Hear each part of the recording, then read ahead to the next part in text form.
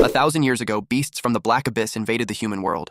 But when the monuments appeared, they gave humanity a small chance to survive. These monuments granted people special powers called professions, and humans began fighting back. After leveling up over time, humans finally managed to push the beasts back into the Black Abyss and reclaim their land. Since then, Huaxia built its provincial capitals around the 9 monuments. Every year, a special ceremony is held to choose high school students who will become the new defenders against the Black Abyss.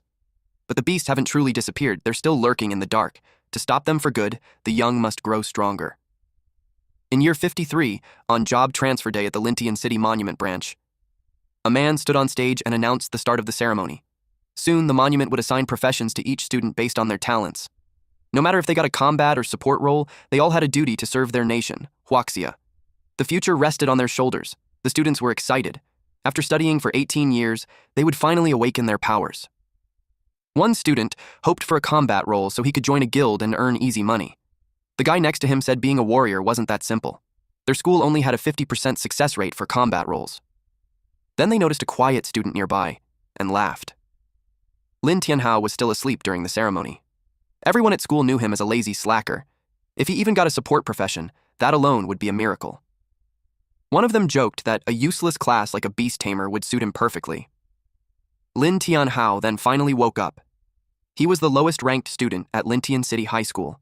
After crossing over into this world, he had made it to this day.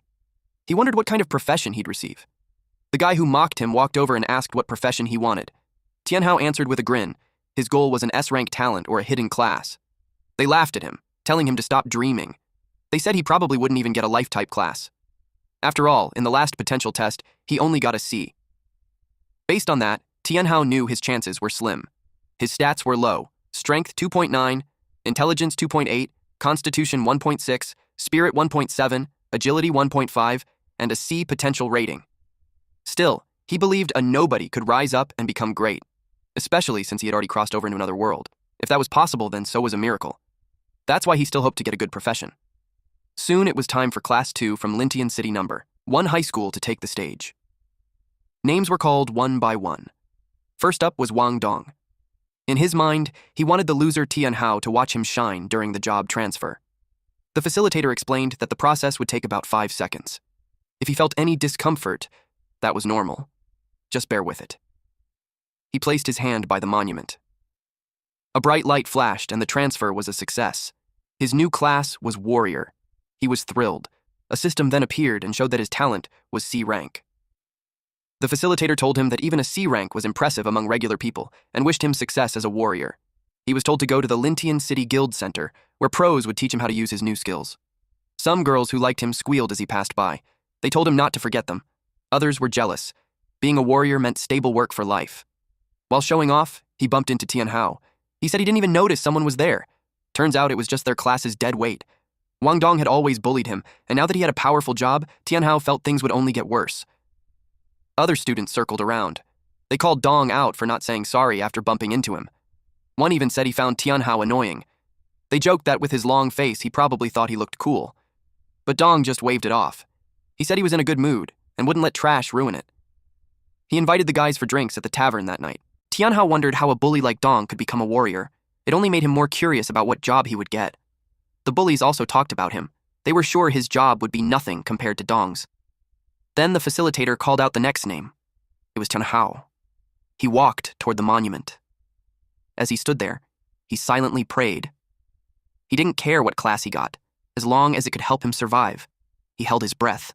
Then he placed his hand on the monument. Lightning sparked from it. Seeing that flash, he felt a little hopeful. Maybe things were finally turning around. Everyone waited for the result. The light slowly faded. The facilitator told him to brace himself. His job was summoner. Tianhao looked disappointed. The crowd burst into laughter. Summoner was known as a sewer-tier profession. Technically, it was a combat class, but raising summoned creatures was expensive and barely worth it. That's why people thought it was a trash job. They pitied him for getting the worst class possible. Life wasn't going to be easy. But then, something popped up. A system message said it had detected his awakening, his true identity, Abyssal Lord. He would now be granted a random SSS level talent. The system explained that with the Abyssal Lord path, he would gain a random SSS level Abyss talent every 10 levels. Tianhao tried to wrap his head around it. If it was true, He could get 10 SSS talents by level 100. Then a ticket was given to him by the lady. He stared at it as the system announced the start of the draw. It then congratulated him. He had received the SSS talent, Demonic Sacrifice. Demonic Sacrifice lets the user give up a portion of their max HP permanently to instantly level up a summoned creature and turn it into a demon, giving it divine powers from hell. Even after being demonized, the creature can still gain experience and grow stronger through battle. The cost was steep. It was a permanent loss of HP. But as a summoner, he didn't need to fight directly. As long as his summons were powerful enough, he'd be safe. And he could use gear that increased his max HP to make up for the loss. The system explained, for every 100 max HP he gave up, the summoned creature would gain 1 level. Right now, he has 1,000 horsepower. If he kept at least 100 horsepower for himself, that meant he could instantly boost one summon to level 9. Still, he knew it was risky. He planned to use the skill carefully. Since he stayed quiet, people thought he was upset. The facilitator tried to comfort him, saying there were still other paths in life. Tianhao thanked her and said he would make something of himself. Even then, the crowd still looked worried. Someone in the audience suggested he should just go home and think things through. Tianhao admitted summoners were seen as weak and useless, but he had already decided he would become the strongest summoner in the world. A few hours later, he arrived home. His sister asked how it went. He simply answered, "Summoner." She immediately felt sorry for him. She had just come out of the shower and was only wearing a towel. A small towel was draped over her shoulder. Tianhao grabbed it and began drying her hair. She told him that next year, when she gets her profession, she'd become a mage and protect him. He shoved the towel back at her and told her not to worry about him. She should focus on keeping herself safe. She pouted and said he was bullying her again. Just then, he got a message and immediately told her he was heading out. The message said there would be an assembly. He wasn't sure what it was about, but decided to check it out. The teacher informed the class that the job transfer results were quite good. There were 5 warriors, 8 mages, 11 support roles, and 1 summoner. Dong, who was sitting behind Tianhao, scoffed that a worthless person ended up with a worthless class. They mocked the summoner, convinced that being one meant his life was basically over. Because Tianhao's situation was a bit unusual, the teacher handed him a beginner's guide to help out. Tianhao expressed his thanks. The teacher then added that if Tianhao ever ran into problems, he should come to him for help. After that, he told him to return to his seat. Tianhao felt a bit overwhelmed when he saw how thick the book was. It confirmed his suspicion.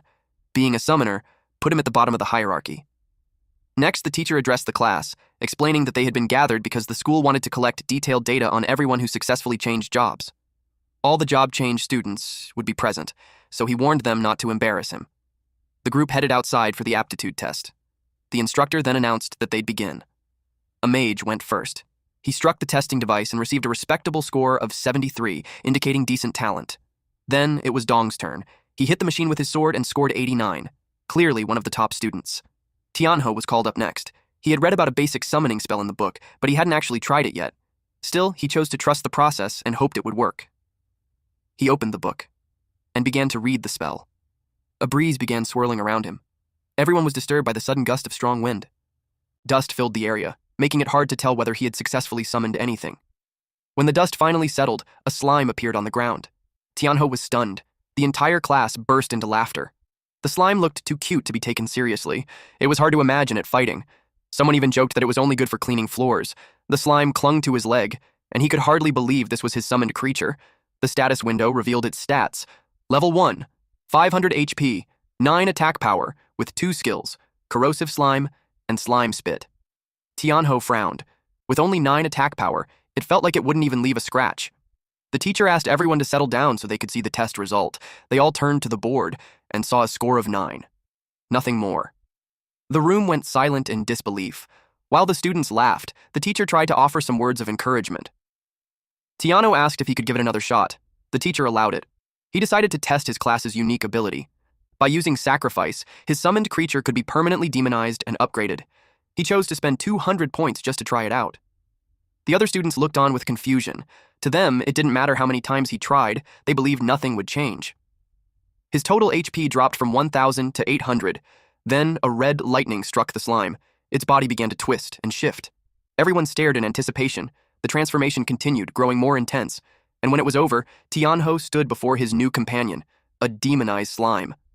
Now, at level 3, it had 1,200 horsepower, 120 attack power, and 3 skills: Corrosive Slime, Slime Spit, and Dance of the Demon.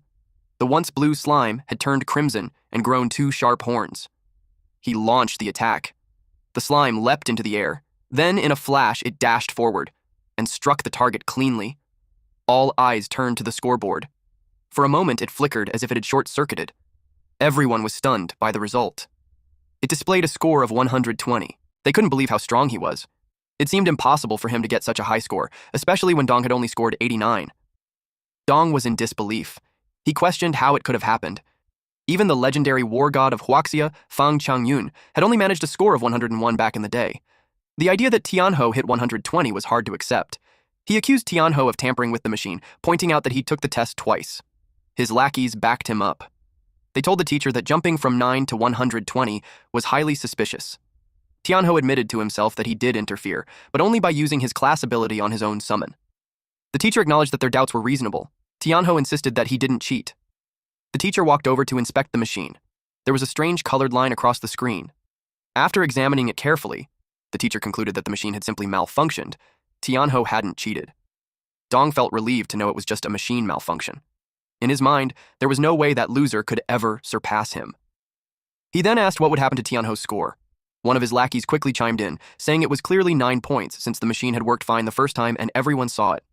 The teacher announced that because of the malfunction, Tianho's result would be voided and he'd have to retake the test later. Tianho was surprised that he was being given another shot. Some students protested the decision, accusing the teacher of covering for him. But the teacher stood firm. Since the machine was broken, the testing was over. Those who hadn't taken the test, including Tianho, would get another chance once the machine was repaired. One of the lackey's eyes flared red, as if he was about to start something, but he backed down the moment Dong gave him a cold glare. Dong sneered that even if Tianho took the test again, trash would still be trash. He told him to keep dreaming. Then he turned to his group and told them to head back with him to the level 1 Black Abyss. Tianho remembered it as a beginner's dungeon. He figured it would be the perfect place to test out his demonized slime, so he decided to go there too. The group then took their leave. Later, the repairman arrived and discovered the machine had been damaged, by a student no less.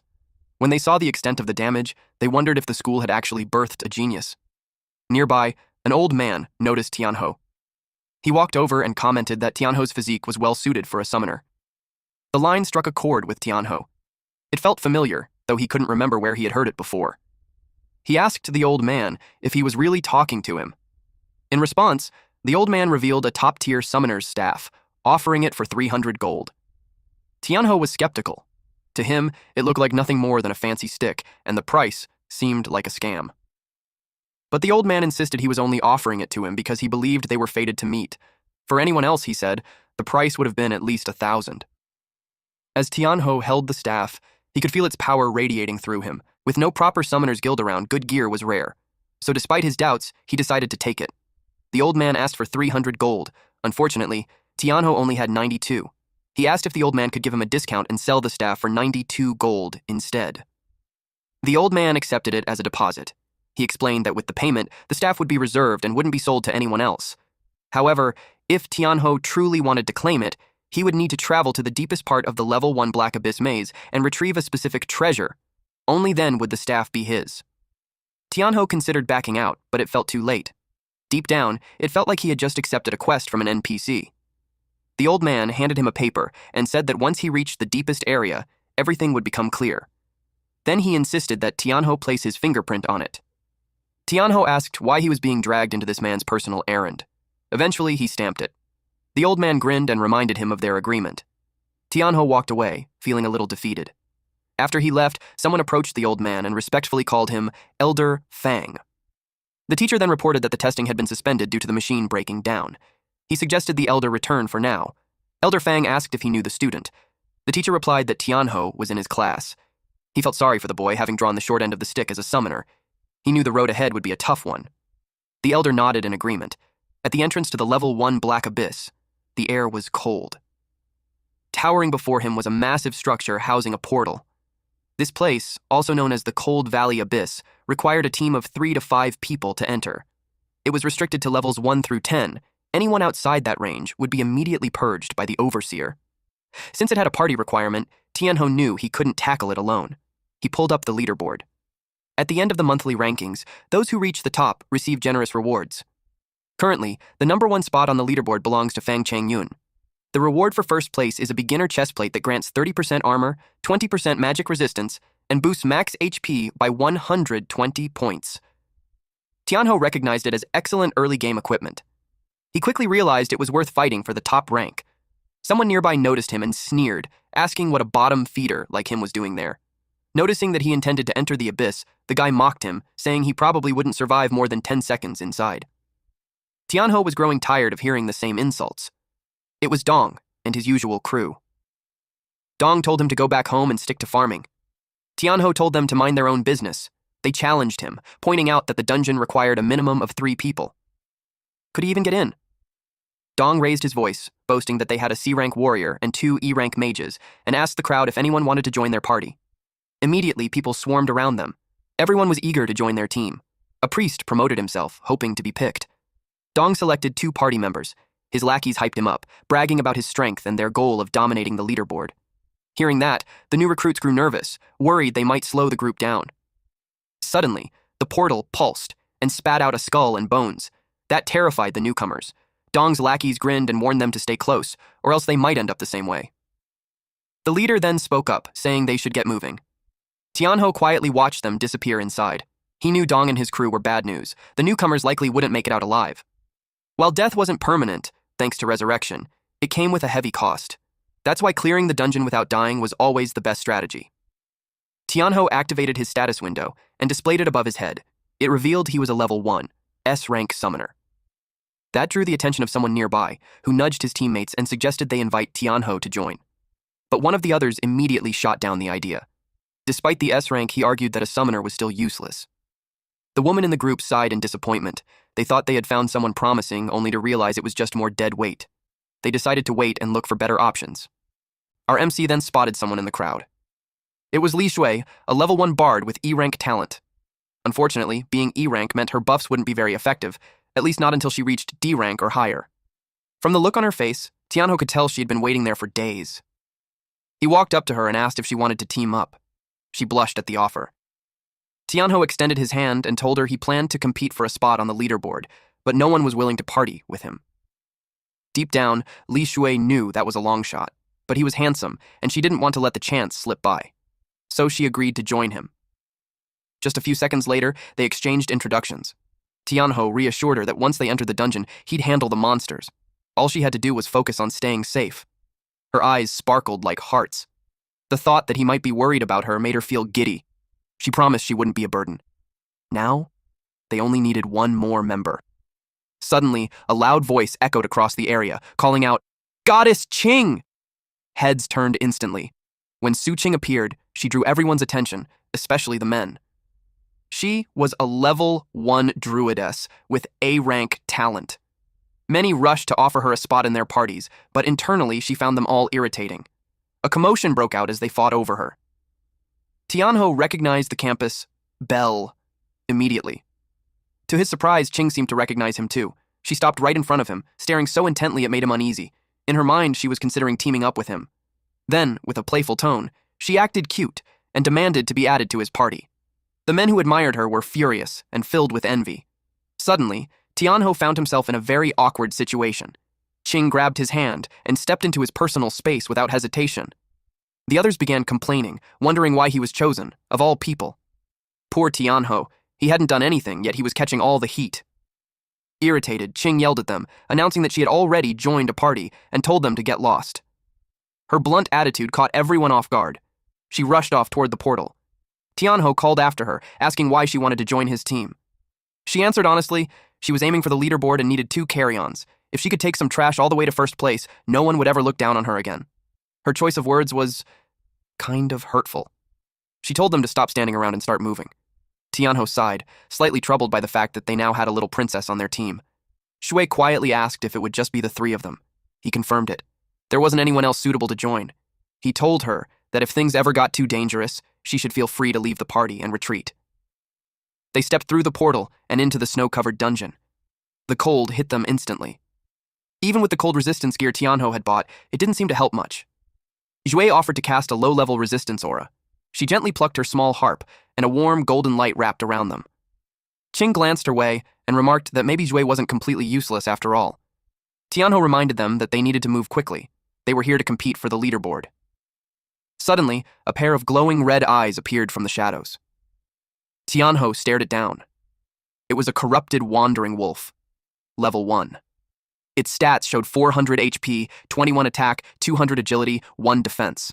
Its skills were Plague Spread and Weakened Howl. A tragic creature, its soul was bound to the Cold Valley Abyss, trapped in a broken body. It was considered a standard-class monster. Qing recognized it right away. She smiled, saying the timing was perfect. She had been meaning to get some practice in, then she transformed into a spirit cat. Watching her semi-beast form in action, Tianho finally understood what it meant to be a druidess. She leapt and immediately charged at the monster. She slashed at the wolf with her claws. Tianho noticed that the wolf began taking recurring damage. He quickly deduced that her claw attacks had inflicted a bleeding effect. Shui was genuinely impressed by Qing's strength. The wolf dropped loot. Wolf pelts worth 20 gold per bundle and wolf fangs that went for 10 gold per bundle.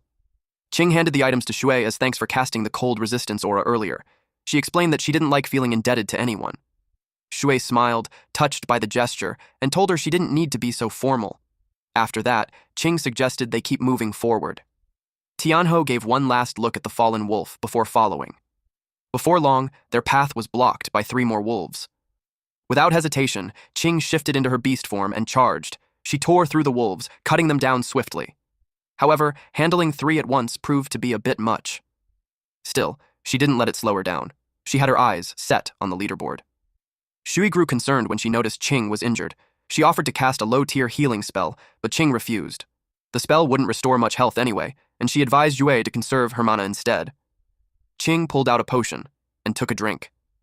Tianho gently tapped Shui on the shoulder, offering a silent gesture of comfort. As they continued walking, they stayed alert and scanned their surroundings. Up ahead, Qing unknowingly stepped on a magic circle. Her instincts kicked in. She knew immediately that it wasn't good. In an instant, a massive hammer came crashing down from above. She narrowly dodged it. The weapon had been hurled by a corrupted wandering zombie, an elite monster. It was level 4 with 600 HP, 56 attack, 100 agility, and 5 defense. Its skills included Hammer Strike, Rotting Stench, and Devour. It was a decaying corpse that spawned corrupted wolves. Though its brain was almost gone, its aggression was relentless against intruders. Seeing that it was an elite, Qing knew they were in for trouble. Jie grew anxious, startled that an elite monster had appeared out of nowhere. She asked why it would show up here. Tianho guessed that Qing's rampage through too many corrupted wolves had provoked it. The zombie swung its hammer at Qing again. She was caught off guard by its unexpected speed. The blow sent her flying, and she slammed into a nearby boulder. Shui panicked and turned to Tianho, asking what they should do. The zombie raised its hammer again, ready to strike the unconscious Qing. Without hesitation, Tianho summoned his demon slime. A thick mist spread across the area. Then the slime emerged, now at level 3. Tianho gave the command for it to use the skill. Dance of the Demon. The slime dashed forward, moving so fast it left only a streak of light in its wake. The hammer came crashing down toward Qing. The ground split apart on impact, but the monster froze in surprise. Tianho calmly suggested it take a moment to check whether its attack had actually landed. The slime had already snatched Qing away and gently handed her over to Shui. Tianho instructed Shui to bring Qing to a safe spot nearby and heal her. He would handle the wandering corpse himself. The zombie prepared to swing again. Tianho commanded the slime to use slime spit. The creature leapt into the air and soared above the monster. A devilish grin formed on its gooey face. The demon slime unleashed a shower of red, slimy liquid onto the monster below. The creature raised its arms to shield itself from the attack. Tianho quickly followed up by ordering the slime to use Demon Dance again. He could tell that the monster's defense was tough. They were only managing to deal about 50% of the expected damage.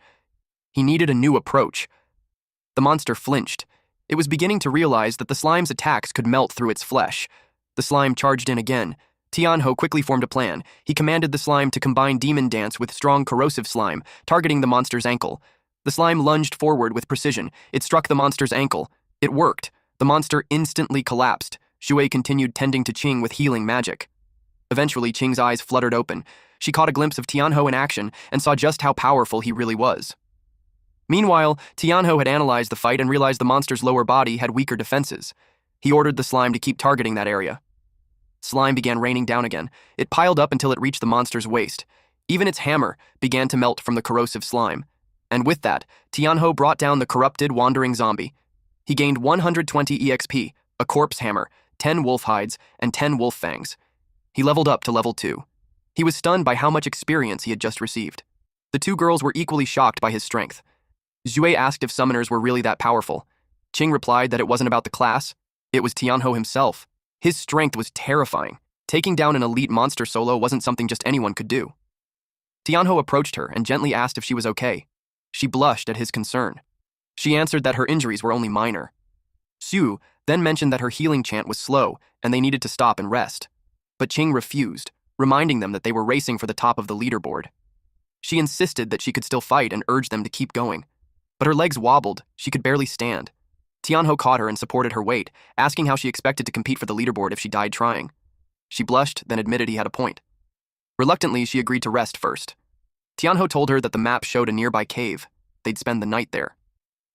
They soon arrived at the cave. Tianho suggested that they rest while he stood guard outside. Shui, completely drained from overusing her magic, fell asleep the moment she lay down. They were both surprised at how quickly she knocked out. Tianho gently urged Qing to get some rest as well. Just before he stepped out of the cave, Qing quietly thanked him for saving her earlier. Tianho didn't respond right away. He simply stared at her, her face flushed with embarrassment. She quickly added that she wasn't the kind of person to forget a favor. Then, clearly flustered, she turned around and mumbled that he should pretend she never said anything. Tianho couldn't help but smile. For all her sharp words, the tsundere noble girl had a sincere heart. From inside, Qing peeked out and watched him leave. Outside, now alone, Tianho decided to check his status after leveling up to 3. He was now at level 3. His HP had risen from 800 to 1200, MP from 300 to 400. His attack power jumped from 12 to 40, spirit increased from 80 to 100, defense went up from 1 to 2, agility improved from 50 to 55, and luck rose from 10 to 20. His talent Demonic Sacrifice remained at S rank, and his skill Fully Armed was now unlocked at level 1. This skill allowed his spirit to shield his summoned creatures and boost all their stats. His current beast slot capacity was 1 out of 2. Tianho smiled, pleased with his progress. He activated the skill Fully Armed. It wasn't bad at all. Actually, it worked just like a buff-type enhancement. His HP rose by 400, and that boost alone was enough to allow him to level up the slime 4 more times. Still, he realized that if he couldn't increase his HP cap any further, he'd need to find an alternative method. So, he used Convert to transfer 400 HP. His HP dropped back down to 800, while the demon slime leveled up to level 7. Its stats saw a big boost. HP increased to 1400, attack power reached 140, agility hit 120, and defense climbed to 7. It also unlocked a new skill. Split. Tianho was curious. Were the slime's clones different from the original? He decided to test it out. The demon slime jumped into the air. Once it was a safe distance from Tianho, he gave the command, use split. Sure enough, the slime's body is divided into 2. Tianho observed closely. He even checked their stats. Both slimes were now at level 7 with 700 HP, 140 attack power, 130 agility, 4 defense, and the same skills, except split wasn't available for the copies. In short, their HP had been halved, agility increased slightly, and defense dropped. He wondered how long the effect would last. Just then, a timer appeared above the demon slimes. 3 minutes. Tianho was stunned. That wasn't much time at all. Suddenly, he heard something coming from inside the cave. His senses flared. He knew something was wrong. The 2 girls were in danger. He rushed back inside. What he saw made his heart skip a beat. Shui and Qing were facing a massive monster. Without hesitation, Tianho ordered the slime to split again. The slimes lunged forward and attacked. The result, only minus 25 damage. Tianho was shocked by how little effect it had. The monster was a giant snow rabbit, level 8. It had 800 HP, 80 attack power, 500 agility, and 6 defense. It looked bizarre. A humanoid rabbit with the head and body of a rabbit, but walking upright on 2 legs. Snow rabbits thrived year-round in frozen environments, growing dense fur that made them resistant to basic attacks. Xu and Qing immediately broke into a cold sweat. With a 6-level gap between them and the creature, they knew they didn't stand a chance. The snow rabbit opened its mouth unnaturally wide. Then it lunged at Tianho. Qing shouted for him to be careful. Tianho shrugged it off, saying, "It's just a rabbit." The demon slime responded with a shot of slime spit, but while the snow rabbit was charging, it suddenly vanished. The The slime attack missed and splattered on the ground. In the blink of an eye, the snow rabbit reappeared, right behind the demon slime, and launched a powerful kick. The blow sent the slime flying across the cave. And just like that, the rabbit was on it again. It landed a punch before the slime could even recover. The attacks kept coming, non-stop. Tianho quickly ordered the slime to retreat and used Dance of the Demon and strong corrosive slime. The slime pulled back at top speed. Tianho observed closely. The snow rabbit was unbelievably agile. It excelled at dodging. Xue, overwhelmed, asked how something could be that fast. Qing explained that the snow rabbit was known as one of the trickiest monsters in the abyss. Many teams had been wiped out by it. But what puzzled her was why it had attacked them in the first place. They hadn't even entered its territory. Realizing the slime's attacks weren't doing any real damage, Shui suggested jumping in to help. Tianho found himself in a tough spot. Dance of the Demon had been interrupted earlier, and now it was on cooldown. He quickly ordered the slime to fall back, but the creature continued taking hits. Shui, unable to stand by any longer, made a move to help. Qing tried to stop her. She picked up a rock and threw it at the snow rabbit to divert its attention. It struck the rabbit right on the forehead. The snow rabbit slowly turned to face her. Qing froze in fear. The snow rabbit let out a fierce roar. Frantically, she rummaged through her bag and threw a carrot at the rabbit. The snow rabbit's eyes lit up. It instantly transformed into a cuddly, adorable bunny and happily munched on the carrot. All three were dumbfounded. Tianho realized this monster was just hungry. Qing, on the other hand, was baffled. She asked Xue why she even had carrots on her. Shui explained that she brought them as emergency rations for the group, but once the rabbit finished eating, it glared at them again. Sensing danger, Shui panicked and bolted, tossing carrots behind her as she ran. Naturally, the rabbit chased after the trail of food. Tianho knew they were almost out of carrots. If they were going to take the rabbit down, they needed to act fast. He told Shui to toss her bag to Qing. Qing looked confused, but Shui followed the instruction without hesitation. Qing caught the bag. Barely. The snow rabbit's attention immediately shifted to her. Instinctively, Qing transformed into her beast form, then glanced at Tianho and asked what exactly he was planning. She leapt into the air just as the snow rabbit tried to strike her. Tianho had no elaborate strategy in mind. Only one goal: to kill it. The rabbit lunged again, this time aiming both fists at her. She was taken aback by its speed. "Are you ready yet?" she called out to Tianho mid-dodge. He told her to lure it into the cave. In that instant, she understood his plan. Without hesitation, she turned and bolted toward the cave. The snow rabbit charged right after her. As Qing approached the dead end, she was certain the rabbit wouldn't be able to stop in time. And just as expected, it crashed headfirst into the wall. Boulders tumbled down onto its head. That was the slime's cue. It sprang into action, soaring above the rabbit, and began to rain down sticky, corrosive slime. The snow rabbit had walked right into Tianho's trap. He ordered the slime to use split and follow up with slime spit. The rabbit's demeanor shifted. It grew cautious. Its eyes darted around as it realized it was completely surrounded. The demon slime wore a devilish grin on its face and continued to chip away at the rabbit's health. Eventually, the fight ended in their favor. Victory was theirs. Tianho let out a breath of relief. It was finally over. He earned 200 EXP and now only needed 100 more to reach the next level. But the battle left him thoughtful. Even though the snow rabbit was only level 6, the slime had struggled against it. He realized that while the slime excelled in area of effect attacks, it was lacking when it came to single-target battles. If they encountered a similar situation again, things could turn bad. The girls were also relieved that the danger had passed. Shua even burst into tears. She genuinely thought she was going to die. Meanwhile, Qing was fuming, scolding Tianho for using her as bait. He apologized and explained that she was the only one fast enough to dodge the rabbit's attacks.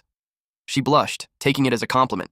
Then she turned her annoyance toward Xu, blaming her for bringing carrots into the abyss and causing the mess in the first place. Shui defended herself, saying she thought having dry rations was a good idea. "No one's gonna gnaw on carrots down here," Qing huffed and told her to pack them all into her inventory. Before she could finish, Tianho stopped her. He pointed out that defeating just one snow rabbit granted 120 EXP, the highest yield they'd seen so far. If they could lure more into traps, they could level up much faster. The requirement to clear Cold Valley Abyss was to defeat the level 10 Abyss boss, and for that, every member of the team needed to be at least level 4. At the moment, both girls were at level 2, and Tianho was level 3. That meant they needed to take down at least 5 more snow rabbits to get everyone to the right level. Zhu hesitated, worried. They barely managed to defeat one. How would they handle more? But Tianho reassured them. This time they wouldn't be the hunted, they'd be the hunters. Qing immediately backed the idea. She had no time to waste grinding one monster at a time. If they could lure rabbits to them, it was perfect for their goal of reaching the leaderboard. They quickly got to planning. They placed a carrot on the ground as bait when a snow rabbit approached. They were surely proud of themselves. They jumped out from behind the boulder, launching a surprise attack. 3 hours later, they had finally leveled up. Tianho reached level 5, while both Qing and Shui hit level 4. They'd already spent 5 hours inside the abyss. Yue was pleased. Reaching this level in just 5 hours felt like incredible progress. Qing agreed. It was fast. The previous record holder had taken 8 hours to clear the dungeon. Shui was hopeful. Maybe they could beat that record. But Qing quickly grounded her optimism, reminding her that they still had the boss to deal with, and it wouldn't be easy. Tianho was thinking the same thing. According to the guide, the boss was the wandering zombie leader. It could summon corrupted wolves and wandering zombies to fight alongside it, making the battle a drawn-out endurance match. With their current setup, the fight could last at least 2 hours. Xue asked what the plan was now. Qing suggested they rest and recover completely before heading into the boss fight. Tianho agreed they'd take a 30-minute break. While they rested in the cave, Tianho used Convert to transfer HP. His total dropped from 1100 to 800. He was beginning to worry. His HP gains were getting smaller with each use. He knew he'd need to find a better solution once they got out of here. The demon slime had now reached level 9. Its HP had gone up to 1,600, attack power to 150, agility to 130, and defense to 9. Its skill set remained the same. Strong corrosive slime, slime spit, dance of the demon, and split. No new abilities had appeared, and the stat boost wasn't particularly impressive. Tianho silently hoped the upcoming boss fight wouldn't be too brutal. Suddenly, a loud noise echoed from outside the cave. They all jolted upright, alert and uneasy. Rushing outside to investigate, they were greeted by the sight of a magnificent creature, a winged horse with a shining horn. Tianho asked in disbelief, "What is that?" It was a hidden boss, a unicorn. Level 10. It had 1,500 horsepower, 120 attack power, 300 agility, and 10 defense. Its skills were Soul Cleansing Melody, Aura, Horn Thrust, Beast of Hoof Stomp, and Falling Meteor. This creature was sacred, noble, and pure. A guardian of the divine beast resting deep within the abyss. It only appeared when the land's life force was threatened, to drive out invaders and restore balance. Tianho was stunned. A unicorn? He could hardly believe it. He felt lucky to have stumbled upon such a rare boss. But judging by its stats, it was far more powerful than the dungeon's main boss. The demon slime tensed, ready to fight. The unicorn's horn began to radiate energy. Moments later, its eyes lit up with an eerie glow. Tianho stood completely still, his eyes vacant, as if he had fallen under the creature's spell. He was mesmerized by the creature's ethereal beauty. Without realizing it, he began walking toward the edge of a cliff. The demon slime noticed and sank its teeth into his leg. The pain snapped him out of it. He whirled around, furious at the bite. Tianho felt relieved. But then he saw that Qing and Shui were hypnotized too. They looked like they were seeing something beautiful, not realizing they were walking toward danger. Shui was just one step away from falling when Tianho shouted for them to watch out. He quickly pulled them both away from the edge. Then he placed them behind a boulder. They finally snapped out of it. Qing asked why the hidden boss appeared. Shui was confused because she thought the boss was the wandering zombie leader. Tianho said the unicorn is a guardian of life, and maybe it showed up because they killed too many snow rabbits. Zhui pointed out that it didn't appear when they fought a lot of undead before. Qing told them that beating the mini-bosses lets them reach the final area. Once they defeat the wandering zombie leader, they can clear the dungeon. But she pointed out that the hidden boss, the unicorn, had much higher stats than the main boss. She knew they could get wiped out. Zhu started crying. She didn't want to die and suggested they run away. Tianho said running wasn't an option. After killing so many snow rabbits, they had already been marked. Zhuo regretted everything and said they were all going to die. Tianho put a hand on her shoulder. He reminded her that it was thanks to her they had reached a time that was half of the leaderboard's record. Now, they just had to beat the boss to clear the dungeon. He said it was just a hidden boss and he wouldn't let them get hurt. Qing acted confident and told them not to slow her down. Shu thanked them both. A few seconds later, the unicorn let out a loud roar. It had found them. They got ready to fight. The unicorn used Horn Thrust. As it charged, the ground cracked. It jumped across the cliffs. Tianho told everyone to scatter. The unicorn landed on the other side. Now that they had spread out, it was surrounded. The dust cleared, and the unicorn looked furious. Then it used Soul Cleansing Melody. The sound made them feel pain. Tianho called out to Shui. She began chanting, Sage's narrative hymn for resistance, a lullaby for weakening the enemy, and War God's march to boost their damage. The unicorn focused on her. Then it roared again. It used Beast Hoof Stomp. Zhu froze in fear as it charged toward her. Just in time, Qing grabbed its horn to stop it. She balanced herself and kicked the unicorn hard. Then she taunted it. The unicorn neighed loudly in response. It locked eyes on her as she ran. When it used horn thrust, she jumped high to dodge. She was starting to understand the boss's strength. Then the unicorn jumped too. Tianho shouted at her to watch out. The unicorn stabbed Qing straight in the chest. She was in shock. Shui quickly ran to her. She begged her to wake up. Tianho called for his slime. Seeing what happened, pushed him to fight. The slime leveled up to 9, raising its HP from 1600 to 1700 and its attack from 150 to 160. The unicorn turned to face them. The slime moved in. It got ready to spit. Then it unleashed a rain of spit on the unicorn. Zhu was amazed they managed to hold it back. The unicorn's biggest weakness was dark element attacks, and the demonized slime was the perfect counter. Tianho told it to keep going. It released more slimes onto the unicorn, making it scream in pain. The unicorn tried to escape. It flew up into the sky, but Tianho wasn't letting it run. He ordered the slime to use corrosive slime and demon's dance. The slime turned into a puddle, then launched itself into the air to chase it down. It easily reached the unicorn and got close to its face. The slime blocked the unicorn's path and it got startled.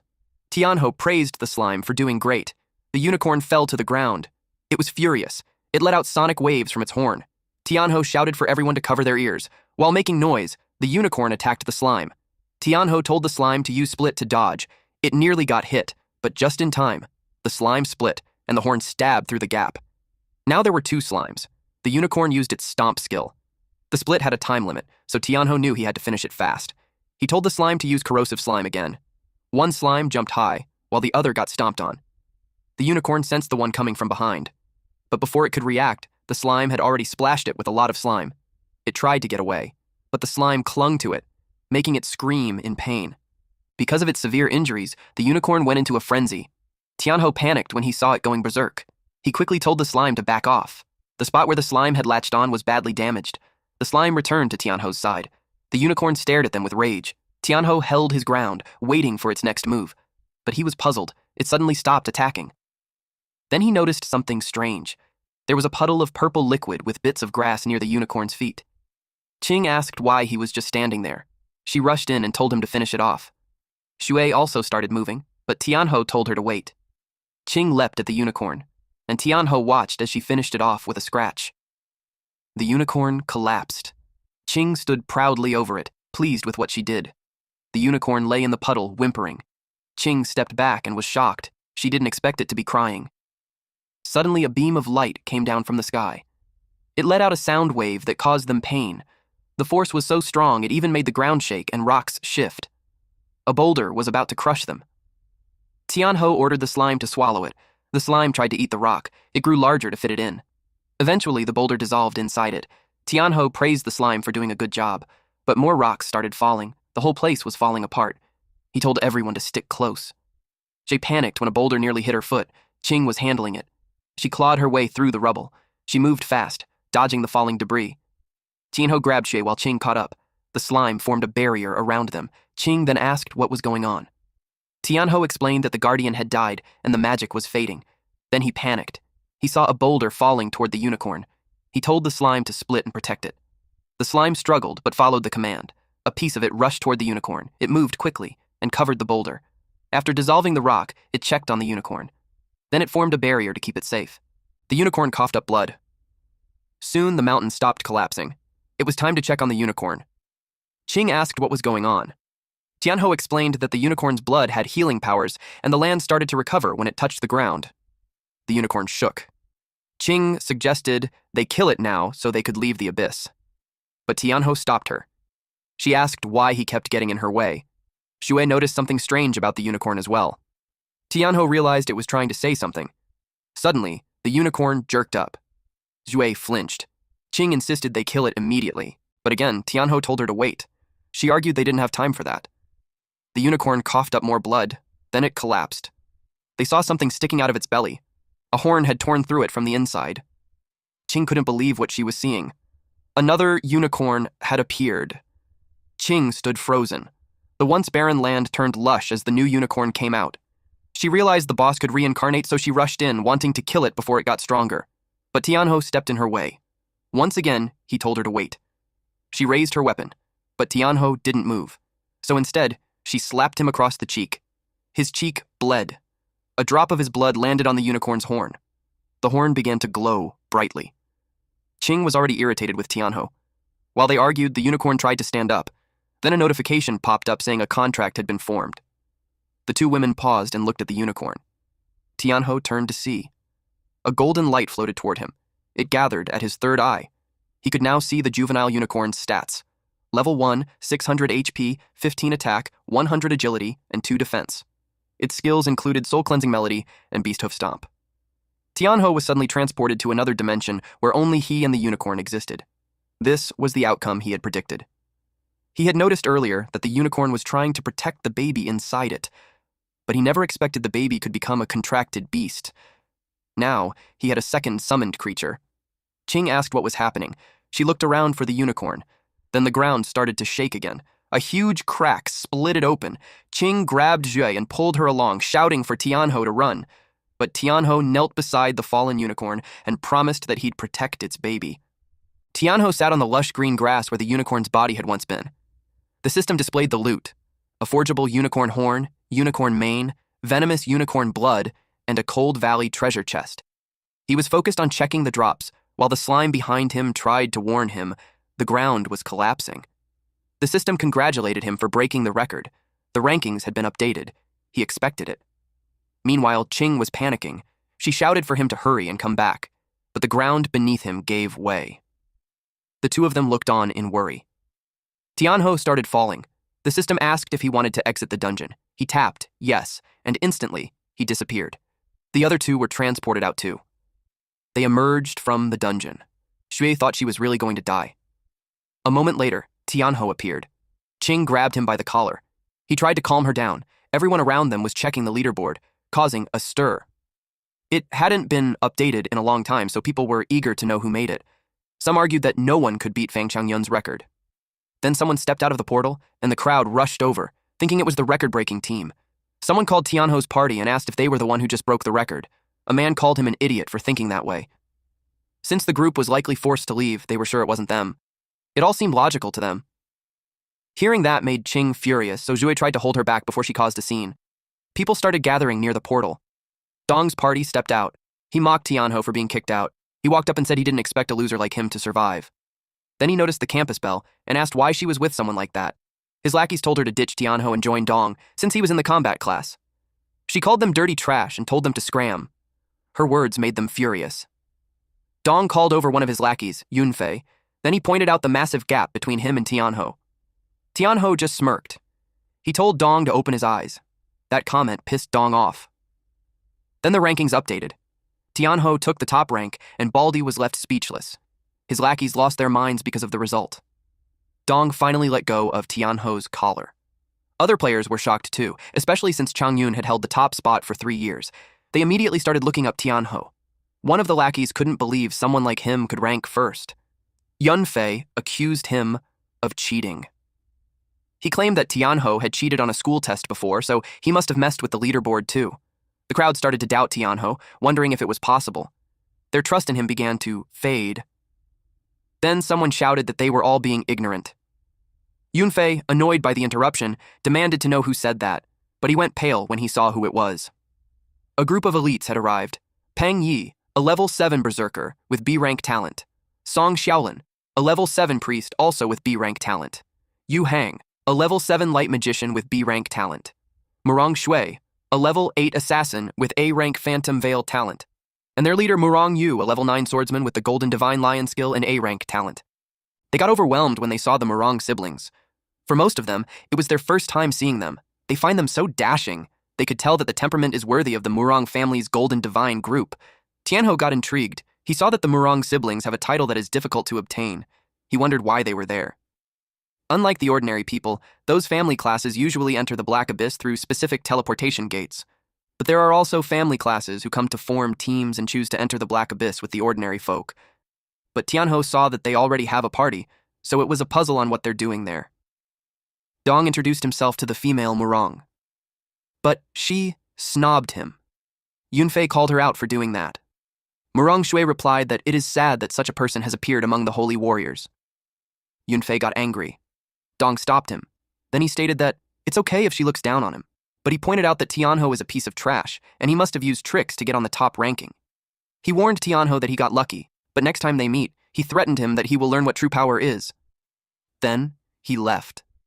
Qing was relieved that the barking dogs were finally gone. Yu talked to Tianho, the one who just changed the ranking. He took off his gloves and extended his hand. Our boy was puzzled that he's looking for him.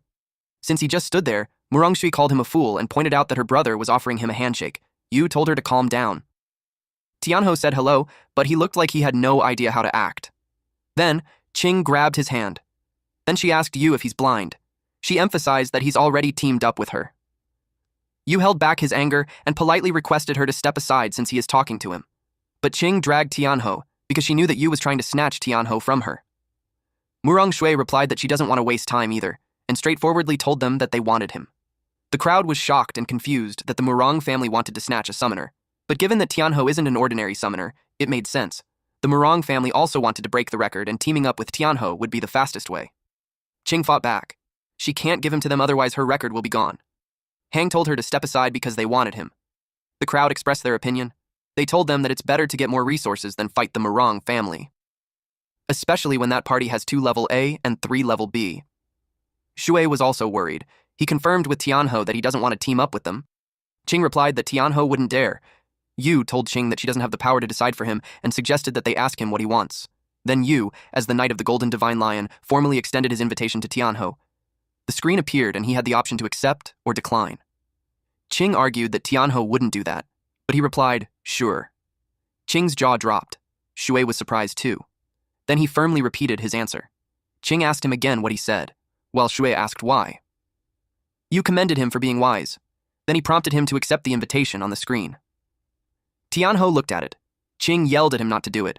Yu tempted him by saying that they could break records together, and that's a win-win situation. Tianho pressed reject, and everyone was surprised.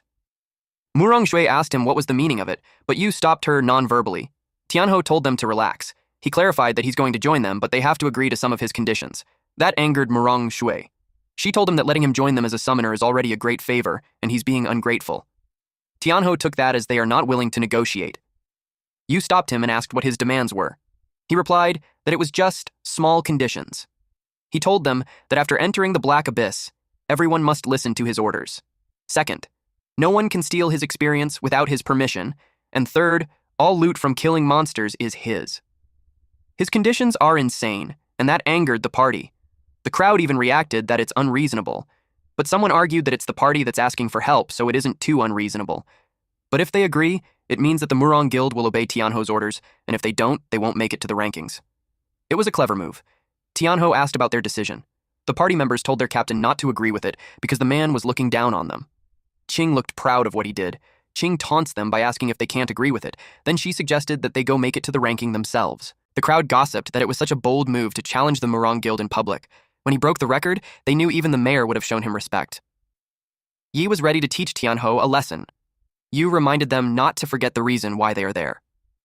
He told Tianho that since he had no intentions of forming a team, he shouldn't tease them. Our MC replied that he can't just stand teams that use their powers to snatch people. His words offended Murong Shui. Yu warned him not to get too full of himself and that he shouldn't celebrate so soon, and they left. Qing also wanted to leave. Murong Shui had marked Tianho as her prey. After that, Tianho wanted to go back to the abyss. He knew that if they entered it 2 more times, they should be able to reach level 10. Suddenly, he sensed the eerie aura. Those 2 women were annoyed with him for tricking them when he didn't even plan to join them in the first place. They almost thought that he's an ungrateful and cold-hearted person. He asked them to hear him out. It was followed by his loud scream. The women made sure to give him lumps on his head, and they left him to go resupply. The next entry's cooldown timer started counting. It was at 1:23:41. Tianho complained that his head hurts. He didn't expect them to be so ruthless. Since there's still more than an hour before the next entry, he decided to go find a place to rest first. The experience he gained from defeating the unicorn allowed him to reach level 6 just in time. He had no idea what the unicorn's abilities are, so he decided to check it first. He tapped on the screen and summoned it. A bright light appeared. He shielded his eyes from it. Unexpectedly, nothing was there. Our boy was confused about where his summon is. The system notified him that the summoning failed, and he should check the status. Then, it showed that the summoned creature has yet to hatch. He asked if he wanted to confirm hatching. He replied yes. The hatching process started, but it would take 3 days to finish. He had no choice but to wait. Then he realized that he hadn't had the time to check the loot yet. He was excited to see what he got. He was confused when he saw the mail. When he opened it, it contained the historical record gift pack. Then he received a title called The Fastest Man. He wondered what that was supposed to even mean. He didn't dwell on it since checking the gift pack is more important. He has to open it for a chance to receive a high-level Black Abyss equipment, materials, potions, etc. He opened it. 2 chests appeared in front of him. One contained a Name Guardian armor which is usable by all classes. It increases HP by +50 and +1 defense. There's also 2 small EXP potions, and the description grants 50 EXP upon use. He was happy with it. He decided to check what's on the other box. His eyes bulged at what he saw. It was a silver-grade ice necklace. It has +50 magic and +10 spirit. It grants +5 ice resistance when equipped, reducing ice-type slow effect by 15%. He also received 1 EXP potion, which grants 150 EXP to the user upon use. And lastly, there was a Name Medium Healing Potion, which restores 150 HP upon use. He didn't expect it to actually drop silver-grade equipment. Equipment is ranked into 9 tiers: no grade, bronze, silver, gold, platinum, diamond, radiant, legendary, and divine. He didn't expect to get silver-grade gear right away. He felt so blessed. He equipped it. He could tell that it makes so much difference. It made him wear his game face. His stats showed his title, The Fastest Man. He is now at level 6 with HP of 1,100 plus 50, MP of 550 plus 50, attack 58, spirit 130 plus 10, defense 5 plus 1, agility 70, luck 26, and his talent Demon Sacrifice is at S grade. His skill is fully armed level 1, wherein the summoner's spirit power protects summoned beasts, slightly enhancing their stats for 180 seconds. His summoned beasts are Demon Slime and Ice Unicorn, which is currently hatching. He reached the summon beast capacity of 2 out of 2 and had 2 skill points remaining. He was happy to find that his stats increased a lot, and he went all out in spending his skill points. His fully armed level 1 increased to level 3. It means that summoning beasts consumes less spirit power, doubles their stats, and lasts 200 seconds. He expected it to save him some time when running dungeons. The next thing he did was to level up the slime, so he summoned it. He planned to make a sacrifice of 100, but he found out that he could still advance. The screen displayed that he has 6 levels until advancement. He got so excited about what will happen if he advances, but he didn't find anything. He just decided to go for it. He tapped yes, and waited. From his HP 1100, it decreased to 500. A gust of wind formed around the slime. It was so powerful that it became a tornado. He watched and waited. The slime slowly revealed flesh. Tianho was in awe. Meanwhile, at the Black Abyss Plaza, it was about their meeting time, but Tianho wasn't there. Zoe suggested that she checks the team panel. She did that. She was confused when she found him running into the forest. She decided to go find him. Zhou followed her. Back to our MC, Tianho was watching a red cloud form. He had no idea what it was. When it settled, it showed a slime in demi-human female. Seeing her voluptuous body, it made him blush, especially when she's not wearing any clothes. The slime was happy to see him. It walked like a gorilla and approached him. He was startled, especially when it jumps towards him and landed above him. It straddled him, which made its boob cover his face. The slime was confused when he froze. His face turned red. Then he grabbed her arm. Then he removed her from him while vowing that he would never have a reaction towards his summons. He took out clothes from his inventory, then offered it to her. She looked at it and absorbed it. And it was displayed through her body. He clarified that it's for her to wear. He took it and helped her wear it. It made him feel like a dad. After putting that on, it showed an increase of 0.1 in defense. Tianho just learned that summoned creatures can wear gear. He suspected that it's because it was a humanoid. Then he decided to check the new stats of the slime. From level 9, it leveled up to level 15.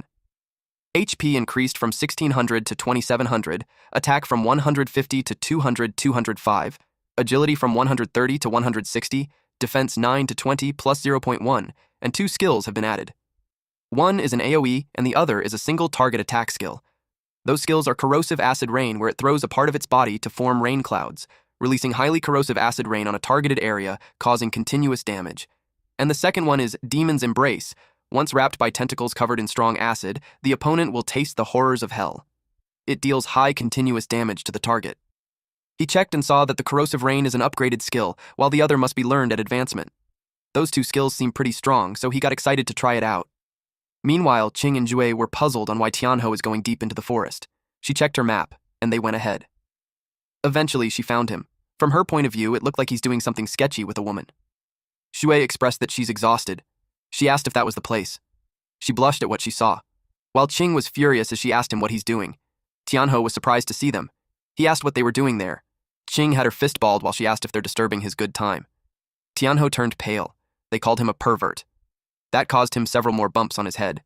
Qing reasoned that she had no way of finding out that it was an advanced slime. She blamed him for not explaining. He reasoned that she didn't even give him a chance. Then he asked why they were there. Qing replied that the meeting time was up, so they had to find him to enter the Black Abyss. He explained that he was resting there and forgot to check the time. Then the screen showed up and asked if they were going to enter. Since everyone was there, they decided to enter already. They were engulfed with a bright light. Meanwhile, the Hmong party had killed several monsters already, and they are frustrated because there were no signs of what they're looking for. Yu had a sour expression. He realized that someone beat them to it. He couldn't believe someone got it first. Hang asked what they should do now. Yi suggested that whoever it is, they can just offer a high price to buy it back. Hang smacked him for being foolish. First of all, it is a 1,000-year mythical beast, and second, it's a secret mission. Xiaolin looked really haggard as he suggested that it could have been snatched up by another guild. Murong Shui yelled at them to shut up. She suggested that it must have been taken by a rogue team. Rogue is a term for unaffiliated guildless players. She stated that no other guild had the fragments, so they couldn't have known the unicorn had awakened, unless a team already inside the abyss ran into it and took it down. Yu replied that Xiaoxue, his sister, was right since the abyss is showing signs of instability, and the beast had awakened earlier than expected. He added that aside from them, the Golden Lions, no other guild could have known ahead of time. So, with the mythical beast dead and the abyss acting up, the difficulty level is about to spike. He wondered who on earth had defeated it. Xiaoxu suggested to her brother that if someone took it, since there weren't many teams that just came out of the abyss, they could just kill them and take it back, especially the arrogant little punk. She's pertaining to Tianho. Yu refused because the Golden Lions don't slaughter innocent people, and he knew that someone capable of defeating a hidden boss can't be weak. But he suspected that the unicorn was with Tianho. Yu told them that it was enough and ordered them to head back to HQ to report first before deciding.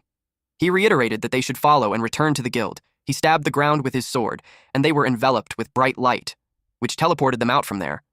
Meanwhile, Tianho was freezing inside the abyss. Sui chanted a spell to help with it. Qing told them that they should move fast. Tianho is getting annoyed with her princess attitude. This bitch. They traversed the forest. They arrived at the place where the first corrupted direwolf spawned. Qing wanted to use them as her warm-up.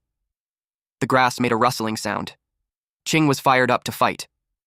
Suddenly, the direwolves appeared. Shui was surprised that there were 5 at once. Tianho thinks that the monster count at the first spawn point quadrupled. Qing didn't mind that there's 5. She was confident that she could take them down in one hit. She called Shui. Shui replied that she's ready. She played her small harp. Her music affected those monsters, and Qing ended them in one strike. Then she commented that it was too easy. They observed that Qing's upgraded damage is nearly hitting 400 in a single strike. She really proves herself as a combat class. Tianho looked like there's something on his mind. Qing stated that no matter how many monsters there are, she would take it down one by one. Tianho wanted to know why there are more direwolves. He asked if it was just a coincidence, but Qing and Shui didn't bother about it. They called him to hurry up. Tianho knew that his question would be answered on the next spawn. The sky turned dark. Tianho could sense that there's something strange. Qing told Shui to keep buffing and she'd clear the place. Shui asked her to calm down. Tianho was spooked. The ground shook. The snow swelled, and a monster appeared. Tianho realized that these monsters were hiding beneath the snow, and they were in hunting formation. They were now being surrounded. Plus, there's too many of them, too. Shui got worried. She asked what they should do. Tianho could tell that the attacks aren't random. He suspected that the monsters had developed intelligence. The monsters started attacking. Qing helped Shui to get up quickly, while Tianho just stood there. He took a deep breath and faced the large monster. While the direwolves attacked him from behind, even Qing got scared. She thought they're done for. Even when the wolves were ready to eat them, Tianho could still smirk. Then he raised his hand and yelled for the demon slime. Now, the party is about to get started. Meanwhile, at the Abyss Plaza, the skies turned dark. The people there were alarmed, since the ground shook, and when they looked at the entrance, there was a movement. Someone begged for help. Several people were thrown out, but their bodies were already dismembered. That surprised everyone. Some even vomited. They asked what the hell happened. A man with his lower half cut off informed them that the abyss was erupting. They were left confused. These men who were in uniform asked what an abyss eruption was. The screen showed that the deceased workers were being transported to the Hall of the Fallen, and when they checked the surroundings, all of them were dead. The portal kept spitting skeletons. The people were frozen in shock. Suddenly, the screens appeared. It showed that the abyss difficulty has changed. It has been a nightmare. It was too dangerous, and a lot of the people knew that they couldn't handle it. They hurriedly decided to notify the mayor. A policeman took out his radio. Meanwhile, inside the abyss, Tianho was surrounded by direwolves. He summoned his slime. The direwolf on his side attacked first, but Tianho remained calm. He trusted his slime to do the work, and it attacked the other monsters too. The slimes have scattered everywhere. Seeing how it crushed the other monsters, the large monster got scared. Corpses lay everywhere. The humanoid slime jumped out and clung onto Tianho. Qing and Shui were impressed by how strong he is. Tianho told them to fall back for now. They didn't hesitate to do so. Qing had noticed that the monsters were stronger than before. It made her worry if he really can handle them alone. Tianho stood in front of all those monsters. He taunted them. He uttered, "Come on! I'll beat you so hard your mom won't recognize you!" In response, those monsters roared loudly. It was freaking effective. The direwolves howled as it ran towards him. One of them planned to bite his leg. He ordered Slime to hold them off. She remained clinging to him while doing what was told. The direwolf had its eyes on them, and it attacked. Shui got worried since Tianho is being attacked from all sides. Qing knew that the Wolf King and the direwolves are on a whole different level. It would mean that he's in real danger now. Tianho told the slime to defend. It created something like a large tentacle, and that formed their defense. The direwolves bit into it, instead of Tianho. Qing and Shui were surprised to see that. The direwolves received damage just from biting into it. They saw that it was losing HP. It was because the slime mucus is corrosive. Another direwolf attacked, and intentionally bit into it. It ripped the slime apart while only receiving low damage. Tianho commented that things are getting interesting. Shui asked what they should do since the defense line is falling apart. Qing told her to keep healing her. More monsters attacked Tianho. They ran towards him while others clung on to the tentacle-ish barrier. The women need to be careful since those monsters are rushing in. The monsters continued to receive damage just from biting the slime. Tianho noticed that those monsters were working in coordination. He's now confident to say that they had developed intelligence. Two large monsters were about to attack him side by side. Shui came out from hiding and yelled at him to watch out. Qing pulled her aside and yelled if she's crazy. Shui was worried for Tianho. Qing replied that she'll think of something, but she was in a pinch. She had a vial with red liquid, and she felt that she had no choice but to use it. It was a vitality potion that temporarily enhances physical stats for 1 minute. The downside is that she would take double damage after the effect ends. She just went for it. She opened the vial and closed her eyes as she started to drink it. Tianho told the slime to strike now. Shui and Qing were puzzled on what's going on. The monster lost its balance. They were surprised that it got blasted away, and it fell on the snow. Slime and Tianho came out unscathed. Tianho gathered his power. He raised his hand in the air and activated the skill embrace of the demon. It dealt powerful damage to the monster, and the monster's body dissolved. Only the bones remained. The system notified him that the zombie Wolf King had been slain, and experience would be rewarded. Jui celebrated, while Qing couldn't believe that he actually crushed a level 10 zombie Wolf King with his bare hands. The direwolf whimpered in fear. The zombie monster beside it glanced at it and hammered it. Another zombie monster approached, and their bodies fused. It is a fusion skill called Rot Hammer Storm. It steadied its footing and twirled until it created a zombie tornado. Qing couldn't believe that a low-level Black Abyss monster can use fusion skills. After the monsters fused, both their defense and attack power skyrocketed. She was worried that Tianho wouldn't be able to hold out. She yelled at him to watch out. The tornado continued. The slime hugged Tianho's torso and carried him away. He was surprised. The slime was getting sucked into the tornado. When its body touched the tornado, it dispersed and it received damage. Tianho knew that if they got hit, it would be game over. Shui cried and asked what they should do. Qing told him that he doesn't have any permission to die yet.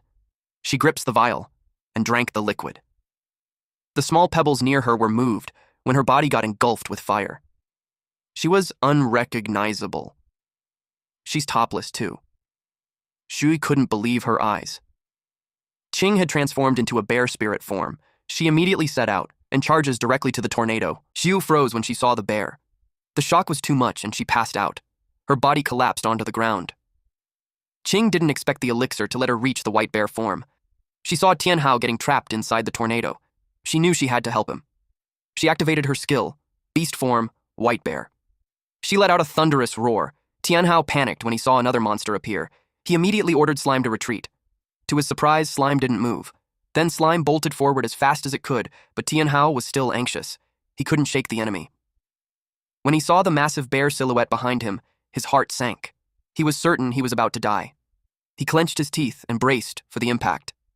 But after a moment passed, he realized he was unharmed. Then someone shouted his name. It was Qing. She had raised a barrier, blocking the hammer attack. She yelled at him not to freeze up and to attack. Tianhao activated Slime's demonic embrace. Slime's tentacles stretched and thickened. Qing was stunned by the sheer power. But the moment she lost focus, the fused monster slammed into her. It began to spin and accelerate. She realized it was forming another tornado and shouted for Tianhao to hurry. Tianhao stayed calm. He wasn't about to let them use the same trick twice. He gave a command to Slime. Slime's tentacles shot forward. They wrapped tightly around the monster's limbs and neck. Tianhao clenched his fist. That was the signal. The monster exploded. Qing finally relaxed when she saw the enemy fall. Tianhao thanked her, saying her timing saved his life. If she hadn't arrived, he would have been finished. His health bar was already critical. Still, he couldn't help but wonder why he had never seen her turn into a bear before. Qing checked her status and saw she only had 4,676 health points left. It was dangerously low. She prepared herself for the backlash. Pain ripped through her body, forcing her to her knees. Then she collapsed onto the ground. Tianhao rushed over, shocked and confused.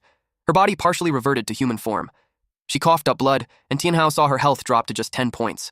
One more hit would have killed her. He quickly pulled out a potion from his bag. He helped her drink it. Slowly, her strength returned. The white fur covering her body faded away, leaving her naked. Tianhao let out a sigh of relief when he saw she was okay. As he looked at her, he suddenly felt something soft. When he realized what it was, his face turned bright red. Qing looked confused when he suddenly called her name. Tianhao's face was completely red, and a nosebleed streamed down. She quickly realized she was naked and immediately called him a pervert. He tried to explain that he was innocent, but she punched him before he could finish. He crashed onto the ground. After putting on her clothes, she walked toward him with an angry glare. She accused him of assault and warned him that if he told anyone about this, she would kill him. Noticing her flushed cheeks, Tianhao realized she was deeply embarrassed. She grabbed his collar and demanded to know if he heard her. He quickly said yes and insisted he didn't see anything. Only then did she let go. Still, she warned him to watch his mouth. Tianhao could tell she wasn't joking about the threat. She then went to check on Shui. Tianhao promised he would take the secret to his grave. They found Shui nearby. She was sleeping peacefully, and even snoring. Tianhao was stunned that she could sleep in such a dangerous situation. He shook her awake. She slowly regained consciousness. The first thing she screamed was, "Don't eat me!" Tianhao asked her if a monster that wanted to eat her would really let her sleep that long. Qing explained that all the monsters were already wiped out, so it was safe. Sui hesitantly asked if that was true. Tianhao confirmed it. Suddenly, Sui hugged him tightly, relieved that they were all alive. Tianhao awkwardly said it was all thanks to Qing arriving just in time. His face turned bright red. Qing quickly pulled Sui away. Sui then suggested they discuss what to do next. Tianhao brought up how the Black Abyss had become much harder. Qing agreed. She also noticed the monster numbers had increased, and their strength was far higher than before. Sui asked what they should do. Tianhao suggested leaving the Black Abyss since the situation wasn't in their favor. They all agreed. None of them wanted to risk their lives recklessly. Tianhao opened the system screen. A warning appeared. Exiting early would cause a level reduction penalty. Even so, he confirmed the exit. It failed. All of them froze in shock. Then they noticed the Black Abyss difficulty had changed. It was now listed as a special difficulty. Nightmare. Zhui trembled, realizing they might be trapped. Qing told her not to panic. Even if the difficulty increased, it was still the beginner Black Abyss, and it wasn't unbeatable. Tianhao agreed. The level cap hadn't changed, only the difficulty. Shui argued that even normal monsters were already incredibly tough, let alone the bosses.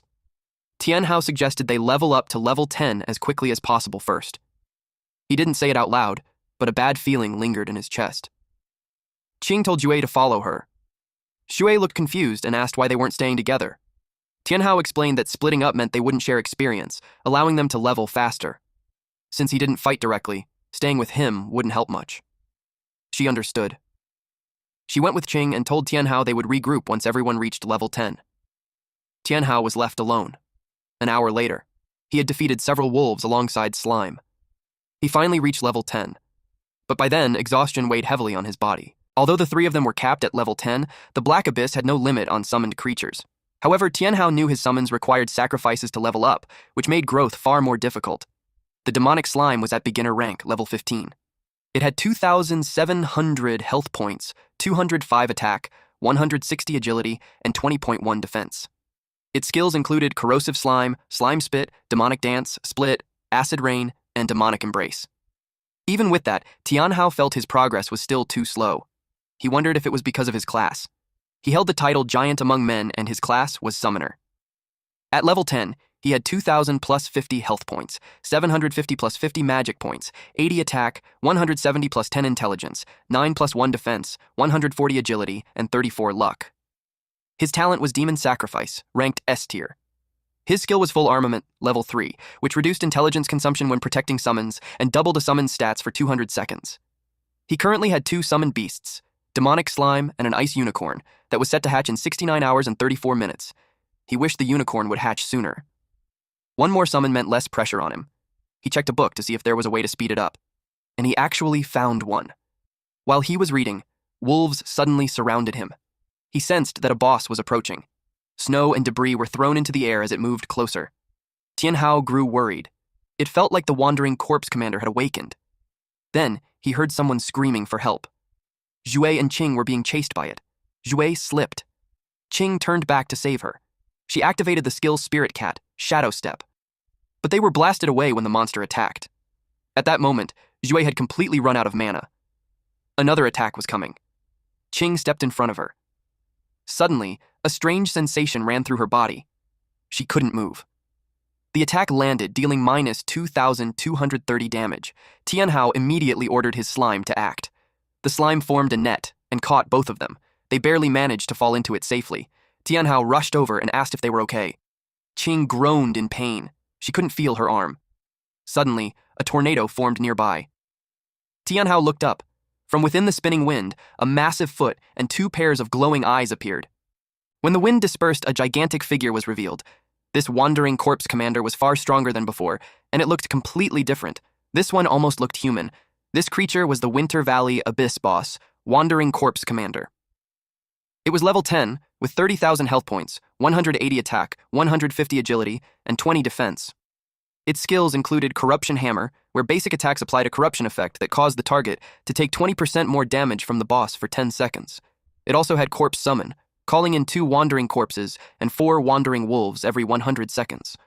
Another skill was Ice Armor, which formed protective ice armor and increased its defense by 20. This boss was a corpse reanimated by dark power, lurking in the mountain valley and hunting travelers. The glowing crystal core embedded in its chest was its weak point. Qing knew they couldn't beat it head-on and told Tianhao to run.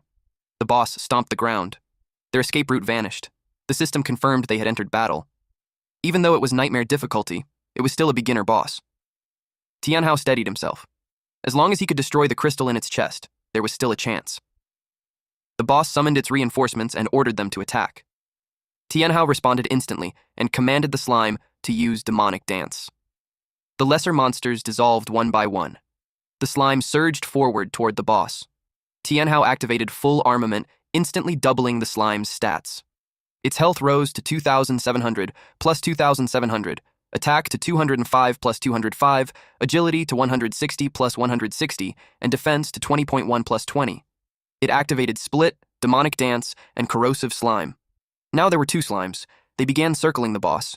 The slimes rushed toward the boss's feet. One of them was instantly crushed under its step. Tianhao's heart skipped a beat. The other slime was struck next. It was sent flying into a boulder and slammed hard into it. It went down. Tianhao immediately ordered it to retreat. That was when he realized it. Slime wasn't enough. The boss summoned more reinforcements. With no other choice, Tianhao attempted the acceleration summoning spell he had just read about. He began chanting. The monster swarmed him as he did. Time was running out. Then, out of nowhere, the monsters were cut down. Qing had returned to help him, but she pushed herself too far and coughed up blood. Tianhao kept chanting, even as the boss raised its weapon to strike. He knew he wouldn't finish in time. Suddenly, a golden light enveloped them. It shone brilliantly. Tianhao froze, confused. Shui shouted that it was a defense aura. He saw the incoming attack and felt his chest tighten. Zhue yelled at him to hurry. Her defense aura was only level 1. It wouldn't last long. He chanted faster. The defense aura shattered. The boss's weapon slammed into the ground. The shockwave blasted Zhu away. Our boy forced himself to look up as the egg began to crack. At the same time, the slime restrained the boss's arm. Finally, Tianhao completed the chant. The slime was violently torn away. The boss noticed a glowing blue light. It raised its weapon again. But the light was blinding. Tianhao stared in disbelief. It worked. The unicorn emerged. The boss recoiled in shock. Its limbs were instantly covered in ice. Qing was barely conscious, but she could sense something was wrong. The boss had entered its second stage. With what little strength she had left, she told them to run. Tianhao ordered the unicorn to move. The unicorn charged toward the boss. Wind spiraled violently around its horn. The unicorn leaped toward the boss. By then, the crystal core in its chest had been encased in ice. The unicorn shattered the ice and struck the core directly. The boss's body was instantly obliterated. Qing stared in disbelief. Despite having 30,000 health points, the boss was defeated in a single hit. Tianhao was stunned as well. He asked the unicorn how it felt. The unicorn looked back at him calmly. This special frost unicorn was level 1, with 500 health points, 20 attack, 15 agility, and 10 defense. Its skills were Charm, Pierce, and the ultimate skill, Rainbow Horn. Tianhao gently patted it and praised it. The slime climbed onto his back, clearly wanting attention too. He praised the slime as well. Without it, they would have been completely wiped out. Tianhao then asked the two girls if they were all right. Qing admitted she didn't expect to be saved by him again. She asked if that unicorn was his new summoned beast. She said it was terrifying that a level 1 summon could defeat the Wandering Corpse commander. Even Tianhao hadn't expected that much damage. Qing explained that the Wandering Corpse commander was a dark attribute monster, while the unicorn was a dual attribute summon of light and frost. That attribute advantage was likely why the damage was so overwhelming. Tianhao finally understood. The system announced their success in killing the Wandering Corpse commander. They watched as the reward calculation began. Since the difficulty was Nightmare, all rewards were doubled. It was the first clear, with a completion time of 3 hours and 27 minutes. They received the first clear bonus, the time bonus, and an additional attack bonus for the one-hit kill. The evaluation finished, and they waited for the equipment to drop. Suddenly, Tianhao was transported to a dark space. An ominous floating box appeared in front of him. The item was called Purgatory Spirit Cube, a legendary summoner-exclusive equipment. It reduced attack by 30, defense by 50, and agility by 60, but increased mana by 200. Tianhao was confused. He couldn't understand why a legendary item would lower stats. Then he read further. The cube had 3 active effects. First, after defeating an enemy, their soul could be sealed and stored inside the cube. Second, by consuming 5 souls, the soul of the deceased could be attached to a summoned creature. Third, it unlocked at level 10. It also had a passive effect that unlocked at level 4. The description stated it was a spirit from the land of darkness, a guardian of forbidden sins. Tianhao didn't fully understand how the abilities worked. A light above him caught his attention. The Purgatory Spirit Cube shot a beam of light toward it. He saw that the cube now contained 1 soul, the Nightmare Rank leader's soul. The soul of the Wandering Corpse commander had been sealed inside. The cube automatically collected souls after battle. Suddenly, a white wolf leaped onto him. Tianhao panicked. Then the wolf transformed back into Qing. She laughed, saying she just wanted to scare him. He thought it was another monster and asked how she turned into a wolf when she was supposed to be a spirit cat. Qing explained that she obtained special equipment. It was called Immortal Bird Feather, an epic druid exclusive item. It doubled attack and agility. Tianhao checked its effects and thought it was better than his own equipment. The feather also had a passive effect that doubled the duration of all druid transformations. Its first active effect allowed her to transform into a deadly frost wolf known for speed. The second allowed her to transform into a brown bear, known for strength. The final effect used the power of the immortal bird to transform into an immortal bird fighter, though it came with serious side effects. Tianhao asked what an immortal bird fighter even was. Qing admitted she didn't know either. Because of the side effects, she planned to be cautious with it. Tianhao advised her not to use it for now, especially after such a hard battle. Shui suddenly called out to them. They turned and saw something small flying near her. Tianhao asked what it was. Shui smiled and said that from now on, she could protect them too. A tiny pixie landed gently on her hat. Shui was delighted with the new equipment she received. It was incredibly powerful. The equipment was Sakran's magic hat, a rare set that included a magic hat she already owned, along with a staff, robe, and necklace. The attributes would only activate when the full set was equipped. She had never heard of Sacred before. Qing hadn't either, so she suggested that once they finished the dungeon, they should return to school and ask their teacher. Tianhao checked the hat's passive effects. It summoned a protective spirit, tripled all magic effects, and allowed Sacred to actively attack. Active effects 1 and 2 were still locked. He pointed at the pixie and said that it was probably Sacred. He was amazed by how strong the passive effects were. When he compared it to his own reward, his cube felt much weaker. His summoned beasts moved closer to him, as if to comfort him. Tianhao smiled anyway. He was just grateful the unicorn had hatched. Without it, they would have been wiped out. Qing tried to pet the unicorn, but it turned its head away. However, it happily let Hui cuddle it. Qing grew annoyed and complained about why it wouldn't let her touch it. Tianhao suggested they leave the area first. The abyss difficulty had suddenly changed, and they had no idea what might happen next. He selected leave. A magic circle formed beneath their feet. They vanished. Then they emerged from the gate. Immediately, they attracted the crowd's attention. The men nearby blushed at the sight before them. Some even got nosebleeds from how beautiful she was. Tianhao was confused by their reactions. He turned to see what everyone was staring at. Standing there was a woman with blue hair, dressed in skimpy, goddess-like clothing. Even Tianhao got a nosebleed. The woman looked at him, called him master, and asked if he didn't recognize her. Only then did he realize she was the unicorn. Meanwhile, in a nearby area where medics were treating the injured, someone rushed to report to a teacher that something was wrong. The teacher asked what happened. The man told him that someone had exited the Black Abyss. The teacher immediately asked if anyone was injured. His expression turned serious as he ordered them to come with him at once. But the man quickly grabbed the teacher's arm. He clarified that no one was injured. In fact, everyone came out alive and well. The teacher was stunned. Suddenly, system screens appeared everywhere.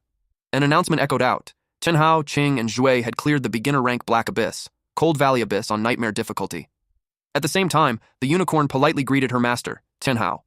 He quickly told her not to come any closer. She grabbed his hand and asked if he didn't want her anymore. Flustered, he told her to just say what she wanted without moving closer.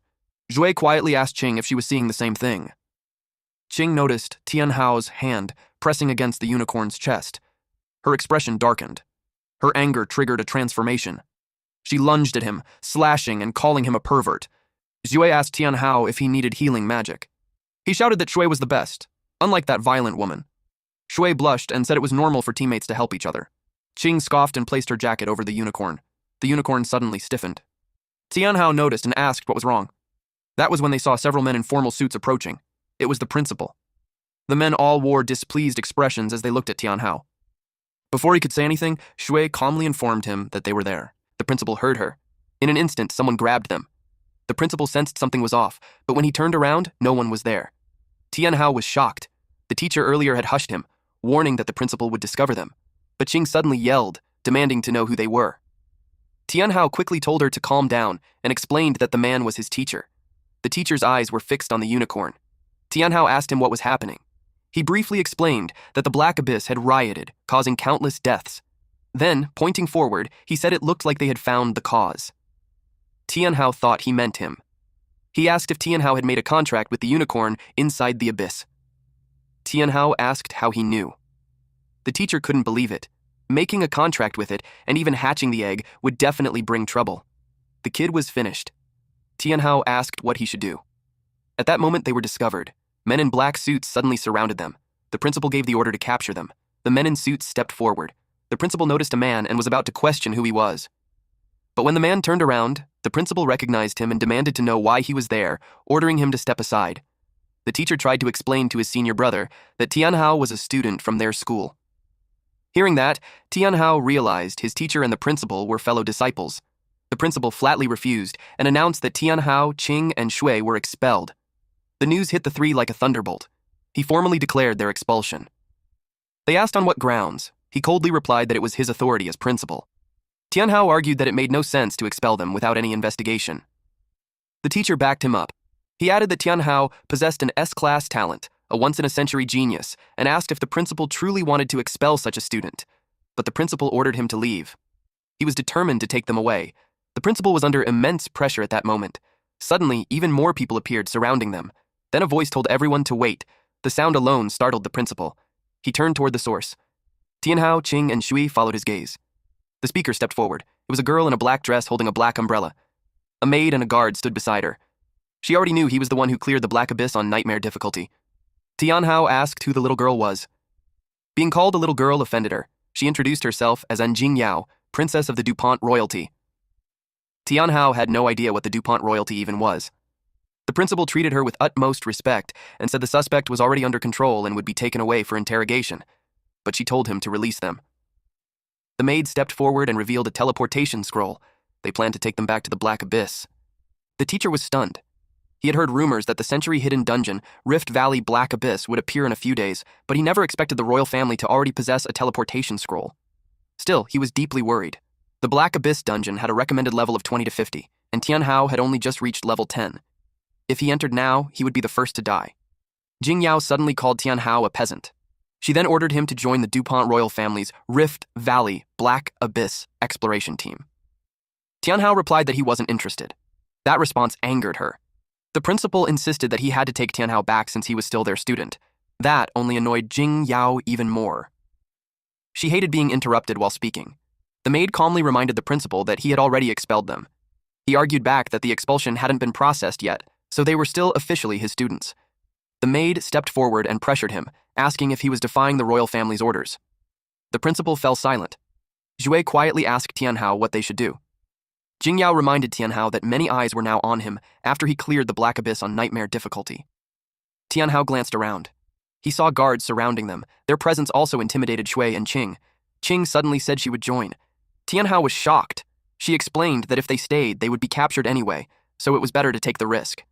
Jing Yao asked Tianhao for his final decision. The teacher urgently told him not to go. Entering the Black Abyss now would be suicide. Tianhao thought it over. Then he decided to join. Seeing that, Shui was influenced and chose to go as well. Jing Yao was clearly pleased. The maid ordered Principal Feng to release them. He had no choice but to comply. The teacher told Feng to stop this. Feng replied that he had already tried earlier. Now the students were on their own. The teacher could only feel regret. One of the guards stepped forward and introduced himself as Zuo Sheng, captain of the DuPont royal family's Royal Swordsman Guard. The chief butler was Lucy. She had a cold expression, but her strength was obvious. With the team formed, Jing Yao told them to follow her. A tornado suddenly formed in front of them. In the next moment, they were teleported into a long hallway where Jing Yao was immediately greeted by maids. A massive door slowly opened. They couldn't help but feel amazed by the extravagant room inside. Shui whispered to Qing that something felt off.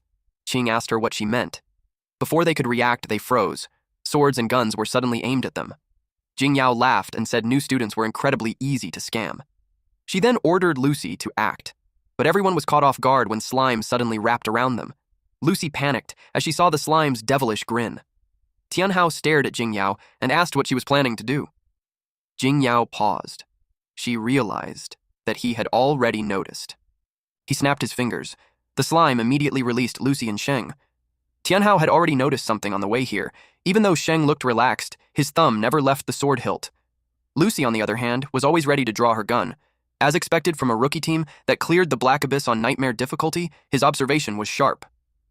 Jing Yao asked why he released them, when his summons clearly had the advantage. Tianhao replied that they were in her territory. If a fight broke out, both sides would suffer heavy injuries. At the same time, maids quietly entered the room, knives hidden in their hands. He added that even if her level was higher than all three of them, it didn't mean they wouldn't fight back. Lucy bowed slightly and explained that the princess only wanted to test his strength. She apologized on Jing Yao's behalf. That apology left Qing feeling bitter. Jing Yao then told them that lunch had already been prepared before their departure. They left the room together. Qing whispered that the royals didn't seem kind at all and suggested they could fight them together if needed. Tianhao replied that even if he acted first, he could guarantee that the women would be the first to die. He told them to stay calm and see what the royal family was planning. As they walked down the hallway, they noticed murals painted along the walls. Sheng explained that they depicted the history of the DuPont royalty. The DuPont royal family had existed for thousands of years, and their founding ancestor was a summoner. When abnormalities erupted in the Dark Abyss long ago, the DuPont royalty allowed 3 royal families to attempt sealing it. They failed in the final battle. During that battle, Jing Yao's great-grandfather had his soul shattered. From that moment on, summoners lost their connection to spirit stones. Because of that, future summoners were branded as useless, and now Tianhao was the only S-class summoner to appear in 1,000 years. They entered the dining hall. It became clear that Tianhao was the true target of all this. She quietly wondered if he was being offered as a sacrifice to the ancestors. Tianhao was stunned and told her she had been reading too many novels. When he saw the dining area, even he felt overwhelmed. Shui and Qing felt the same way. The place was far too luxurious. Once they were seated, Tianhao directly asked how he could help them. Jingyao explained that the hidden dungeon contained clues about the final battle, and she believed Tianhao was the key to uncovering them. Lucy assured him that despite the dungeon's high level, they would protect him. Any rewards obtained would also be given to him. Sheng added that the three of them weren't weak. With crystal-grade equipment, clearing the dungeon was possible. That made Tianhao suspicious. He asked how they knew about their crystal-grade gear. Jingyao pointed at his hat and revealed that it was a relic of the Typhoon Royalty Sage and the strongest magic hat in Sakran's Omen set. Shui immediately hugged the hat and asked if that was really true. Jingyao replied that she would explain everything during the journey. Since everyone had finished eating, she suggested they leave. Everything moved incredibly fast. The dining table floated into the air. A magic circle was revealed beneath it. Jingyao gave Lucy the order. Lucy stepped into the center of the magic circle. Sheng warned them that it was starting. Lucy channeled her power, causing the magic circle to glow. Her muscles bulged as the energy surged. Then she unwrapped the scroll. A violent wind erupted. Light exploded outward. It swallowed the entire area. They entered the portal. Lucy informed the princess that they would be waiting on the other side. Jingyao asked Tianhao if he was ready. They stayed wary of her. She could tell they didn't trust the Dupont royals yet. Still, she knew Tianhao understood how dangerous the situation was. She only hoped he could see the bigger picture. Then she stepped into the portal. Shui quietly asked Qing what they should do. Qing stayed silent. Tianhao told them they were going in. That surprised both of them. He explained that those people were strong, so letting them do the heavy lifting was a smart move. Then he promised that as long as he was alive, neither of them would get hurt. The words made both women blush. After that, they entered the portal. At the same time, inside the Holy Golden Lion Union. Hang the Magician reported bad news to his superior. He had just received confirmation that not only had the hidden dungeon, Black Abyss, been cleared, but the level 80 nightmare boss had also been killed. Murong Shui and the others couldn't believe it. Yi exploded in rage. Not only had they lost the dungeon rewards, but even the nightmare boss rewards were gone. He wanted to take everything back. Just shouted for them to stop. They were already outside the dungeon, and their behavior deeply disappointed him. Murong Shui argued that Tianhao was the reason their mission failed. She asked if they were really just going to let him go. She looked uneasy. Yu remained silent. Suddenly, worried loud laughter echoed through the room. A man walked in, saying he was pleased to see their loyalty. He looked like a magician. Yu immediately acknowledged him as the union's president. The president said he would give them a chance to redeem themselves. He handed over a teleportation scroll leading to the hidden dungeon, Rift Valley Black Abyss. He explained that countless rewards awaited inside. Any adventurer who entered and survived would see a massive increase in strength. The members were terrified. The Rift Valley Black Abyss was a level 10 to 50 dungeon. The gap was enormous, and Murong Shui knew they had no chance. On top of that, the president revealed information from a reliable source. Several major unions and the 4 great royal families would also enter the dungeon to fight over the treasures. Naturally, the Holy Golden Lion Union couldn't afford to stay out. He admitted that at their current strength, they were unfit to challenge the Rift Valley Black Abyss. However, he had an idea. He released his power. A violent whirlwind formed. The members were pulled into it. They staggered as their expressions twisted. Yu raised his hand. With that motion, the wall shattered. Meanwhile, at the portal, Tianhao and the 2 women crossed through. They looked around. Before them stood 2 gigantic statues facing each other, with a massive rift splitting the space between them. The land around was barren and desolate. Jingyao praised Tianhao for being wise. It made her think that the legends were true. Tianhao asked what she meant. She took out a card, then handed it to him. It was a summon card, legendary grade. It can summon 3 shadow soldiers and they will fight until death. He froze. He couldn't believe she had just given him something so precious. She said it didn't matter. None of them could use it anyway. She would rather have him use it and increase their overall strength. Tianhao examined the card, hesitated for a moment, then decided to activate it. Light burst from the card and wrapped around his body. When it faded, 3 women appeared, each wearing an eye mask. One had red hair, one purple, and one blue. Tianhao instantly turned red. They had striking figures, and their outfits revealed far too much skin. The sight alone was enough to make his nose bleed. Qing snapped him out of it when she noticed the blood. Tianhao hurriedly wiped his nose and muttered that the legendary card was huge. He quickly corrected himself and said it was powerful. The three women stepped closer. They called him master and leaned in far too close. Tianhao panicked and told them to stop because he couldn't handle it. Suddenly, Sheng sensed danger. He unleashed a dragon-soaring horizontal slash. Shui and Qing were startled. Lucy immediately rushed to Jingyao's side to guard her. Jingyao commented that Tianhao was still a rookie, since he hadn't noticed the threat at all. Tianhao turned his head. An explosion erupted in the distance. Sheng reported that it was a mad demon hedgehog, a level 30 monster. Shu turned pale. Sheng warned them that this was only the beginning. Several hedgehogs charged toward them. Lucy noticed one getting dangerously close. She kicked its head upward. As it flew into the air, its underbelly opened, revealing rows of sharp teeth. Lucy fired her gun, and it exploded mid-air. On the other side, Sheng faced another hedgehog. He slashed it cleanly with his sword. The remaining hedgehog burrowed into the ground. Tianhao prepared to use his slime. But before he could act, one of the summoned women leaped forward. She swung her hammer down and smashed the hedgehog head-on. Tianhao was stunned. At the same time, two hedgehogs charged straight at Jingyao. She lifted her hands, which glowed brightly. A barrier formed in front of her. Seeing that, Tianhao asked if she was a defense-type class. She clenched her fists. The barrier instantly exploded outward. Then she jumped down from where she had been sitting. She told him she was a high-grade psychic. That made Tianhao pause and wonder if she could hear his thoughts. The noise around them snapped his focus back. Shui had collapsed, and Qing was desperately trying to wake her up while Sheng checked on them. Lucy guessed that Tianhao had many questions, but she told him to focus on the most important thing right now, eliminating the monster ahead. He turned to look. His face went pale as he asked what that thing was. It looked like a massive boar. It let out a thunderous roar. This was the elite Boar King, level 30, with 5,000 health points, 100 attack, 220 agility, and 50 defense. Zhu and Qing grew even more frightened when they heard its level. To defeat a monster like this, an adventurer usually needed to be at least 5 levels higher. Both of them already wanted to retreat. The Boar King locked its eyes onto the group. Sheng took a combat stance. He struck its tusk with his blade. At the same time, Lucy fired from behind, but her bullets barely had any effect. Jingyao followed up by manipulating fire, triggering a powerful explosion. They waited for the smoke to clear. When it did, the Boar King stood there, angrier than before, nearly unharmed. Qing realized that at this pace, it would take them at least 2 hours just to bring it down. Tianhao noticed Sheng's hand trembling. That made him wonder if the monster was really so strong that even the royal family struggled against it. Sheng looked drained as he admitted that he couldn't cut through its hide. Jingyao explained that normal attacks didn't work on it. That was exactly why they had brought Tianhao here. She added that to kill a defensive monster like this, its defense had to be broken first. Sheng and Lucy re-engaged the Boar King. As Tianhao watched, something clicked. The Shadow Army could seep through any opening. If they could penetrate the Boar King's hide, they could kill it from the inside. Jingyao confirmed his thought. That meant Tianhao was the only one here who could finish it. Lucy warned the princess that they couldn't hold on much longer. Jingyao grew worried. Changing the form of the Shadow Army required immense psychic power.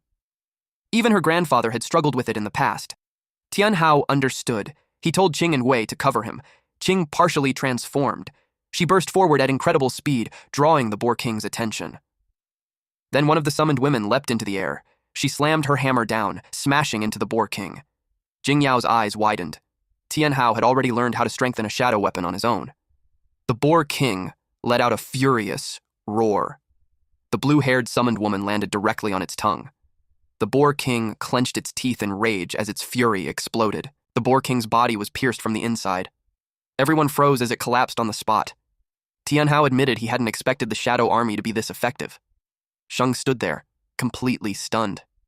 Lucy was just as shaken. She knew that without bonding for hundreds of years, it was impossible to control a Shadow Army with this level of precision. Jingyao cleared her throat and suggested it was probably just a coincidence. She didn't tell them that the Shadow Army also possessed scouting abilities. Shadowing could move freely through any terrain. It was the most effective scouting skill in existence, and no one had ever fully mastered it. Tianhao asked what she had just said. To her surprise, he had already drawn a map. However, he noticed it was incomplete, and began searching for the missing sections. Jingyao explained that the Rift Valley Black Abyss only opened once every 500 years. The difficulty was so extreme that no one had ever completed a full map. On top of that, Tianhao's Shadow Army level was still too low. It could only scout within a 3,000-meter range. Even so, it was already the largest map recorded in hundreds of years. They wondered out loud if the prophecy had finally been fulfilled. Jingyao nodded toward Tianhao. Then she asked him what level his summoning book was. He asked what she meant. Lucy explained that it was the entry-level summoning book, given during registration at the Summoner Association. She asked if he had one. Tianhao looked confused. He said he did have a book, but it wasn't from the association. It was given to him by his teacher. Shang suddenly realized something. Tianhao had used that broken book to clear nightmare difficulty in the cold abyss. That alone confirmed he was the genius everyone talked about. Then, Jingyao handed him a book. He thanked her and asked how to use it. She told him to inject mana into it. He did. The jewel on the book began to glow, making him ask what it was. The power it released shocked Jingyao. Suddenly, Jingyao, Lucy, and Sheng all dropped to one knee and pledged their undying loyalty. Tianhao was completely caught off guard. The book glowed even brighter. Shui and Qing watched closely as the book opened and its pages flipped on their own. Tianhao didn't try to stop it. The light intensified and images of monsters appeared. He realized the book was recording information on all summons. Another page flipped. It displayed detailed data about the slime. Then it flipped again and revealed information on the ice unicorn. Only then did he understand. It could record every detail of his summoned beasts. Qing became wary. Tianhao realized it was like carrying a living encyclopedia. Jingyao asked if something was wrong. He replied that he was fine. He told them to stand up and asked them to explain more about the book. Jingyao said they didn't fully understand it either. They only knew it had been left behind by an ancient sage. After the final battle, all knowledge related to summoners was lost. Over time, summoners gradually disappeared. The book circulated for 500 years before being discovered by her grandfather, who treated it as a priceless treasure his entire life. Her grandfather devoted his life to researching it. In the end, he only managed to make the jewel glow faintly. Lucy shared that the former king had only understood a small portion of the book, yet he still became one of the strongest masters on the mainland. Jingyao believed this was the chance for summoners to rise again after the catastrophe. Because of the former king's efforts, the DuPont royal family earned the respect of all nations. Before the former king passed away, he searched desperately for a summoner worthy of inheriting his legacy, but never succeeded. After his death, the surrounding nations grew bolder. That was why they found Tianhao and hoped he would help them. As long as he, the Lord Summoner, agreed to support them, and Jingyao, as the princess of the DuPont royal family, would dedicate the entire royal family to serving him. Tianhao was displeased. They had been testing him all this time, and only now, when they needed help, did they bow their heads. She admitted it and asked him to punish her for her actions. Lucy hurriedly begged for forgiveness. She explained that they had searched for a successor for years, but everyone they found was either untalented or a fraud. She added that the royal family poured endless resources into those candidates, but it was all wasted. They could no longer afford to gamble. Jingyao sharply told her to shut up. Tianhao asked if they weren't afraid that he might be a fake as well. Jingyao confidently replied no. He was the only person in 100 years who made the jewel shine that brightly. Her grandfather once said that anyone recognized by the book would become the king of the DuPont family. Qing asked if no one else had tried using the book. Sheng explained that many had tried, but those people were already bound to low-tier treasure books. Once a treasure book is bound, unless the summoner advances to the next stage, they cannot bind another treasure book. They had also tried forcing a bind, but it always ended in disaster. Tianhao hadn't registered at the Summoner Association, which was why he could bind to it directly. He corrected her and said he had earned it. Jingyao explained that if a summoner was not recognized by the treasure book, they would die. Tianhao was startled. He realized that failure would have meant death. They could only beg for forgiveness again. He told them to stop kneeling for no reason and ordered them to stand. He said he had no intention of punishing them. They obeyed. Jingyao then asked what was written inside the treasure book. Tianhao remembered that he now had a very thoughtful subordinate. He glared at her, releasing pressure. He told her to read his mind since she claimed to have that ability. It was a test to see how far she would dare to go. Jingyao was terrified. She said that even if she had the courage, she would never do such a thing. He challenged her again, saying that loyal subjects obey their king. In the end, she forced herself to comply. She was instantly horrified. Her legs gave out, and she wet herself. Her entire body trembled as Lucy rushed to support her. What she saw was Tianhao standing at the center of a terrifying aura, with several red demonic figures clinging to his arms, legs, and back. The scene was horrifying. Lucy helped her up and asked what she had seen. She stared at Tianhao. He calmly asked her to explain. She said she saw a red devil descending upon the mortal realm, one that would ignite a massive revolution. Tianhao reminded her to read his mind, not exaggerate. She bowed deeply and said she had seen a red demon standing behind him. He pointed at his shoulder and asked if she was calling it a demon when it only knew how to act cute. She said her grandfather once warned that if the Red Devil appeared, the world would drown in blood and carnage. She began to believe the DuPont royal family existed solely to serve him. Tianhao started to think she was insane. None of it made any sense. He remembered to collect the monster's soul. Taking out his cube, he separated the soul from the corpse. Jingyao turned pale. Tianhao now possessed 2 elite monster souls. He wondered what would happen if he implanted a soul into one of his summons. Tianhao noticed that she suddenly fell silent. He was caught off guard when she stepped forward and hugged him. Her chest brushed against him. He blushed instantly, his nose bleeding as she promised that from this moment on, she would face any danger for his sake. Qing snapped in anger and yelled at her to let go of him, shouting that he wasn't someone she had the right to hug. Jingyao fired back, calling her a commoner and telling her to shut up. She boldly claimed that Tianhao belonged to her. That only made Qing even angrier. Tianhao shoved Jingyao away and yelled for them to stop arguing. He reminded them that they were still inside the rift. Jingyao happily replied that she understood. He wiped away the nosebleed and asked Jingyao why she had brought him into the rift dungeon in the first place. She was about to answer. Suddenly, Sheng and Lucy sensed danger. They shouted a warning as an arrow flew toward them. A purple beam shot out from Tianhao's Purgatory Spirit Cube. It exploded on impact. The Purgatory Spirit Cube continued to release eerie mist. Tianhao demanded to know who was there. A voice replied, sounding pleased that it had finally found him. He waited for the attacker to reveal themselves. Everyone was shocked when Song Xiaolan from the Golden Saint Lion Guild stepped forward. They asked how she managed to get here. She smiled and said he had made it difficult for them to track him down, but word spread quickly after he defeated the hidden boss of the Cold Valley Abyss. She loosed another arrow and mocked him, saying he wouldn't be lucky this time. The arrow shot into the sky. Above them, it exploded into a skull-shaped firework. She declared that the rift gem now belonged to them. Tianhao asked Jingyao what a rift gem was. Jingyao glared at Xiaolan with hostility. She told Tianhao she would explain later, and warned him that Xiaolan was extremely strong. Lucy pulled out her machine guns. She intended to end the fight immediately. She opened fire, unleashing a storm of bullets from both hands. Tianhao was shocked by her firepower. Xiaolan simply smiled. She stood still as every bullet bounced harmlessly off her body. Tianhao's face went pale. He hadn't expected the guns to be completely useless. An electric shield formed around Xiaolan. Lucy froze in disbelief. Xiaolan laughed at their expressions. She revealed that she wore a platinum-grade obsidian bracelet, immune to all physical attacks below level 50. No matter how strong the weapon, it was worthless against it. Tianhao began to doubt whether this was really the Song Xiaolan he knew from the Golden Saint Lion Guild. She felt like a completely different person. She raised her hand and activated her skill, Dark Rainstorm. The single arrow she fired multiplied. It rained down on them. Lucy wasn't afraid. Her guns were forged from refined steel and were incredibly durable, so she looked down on the incoming arrows.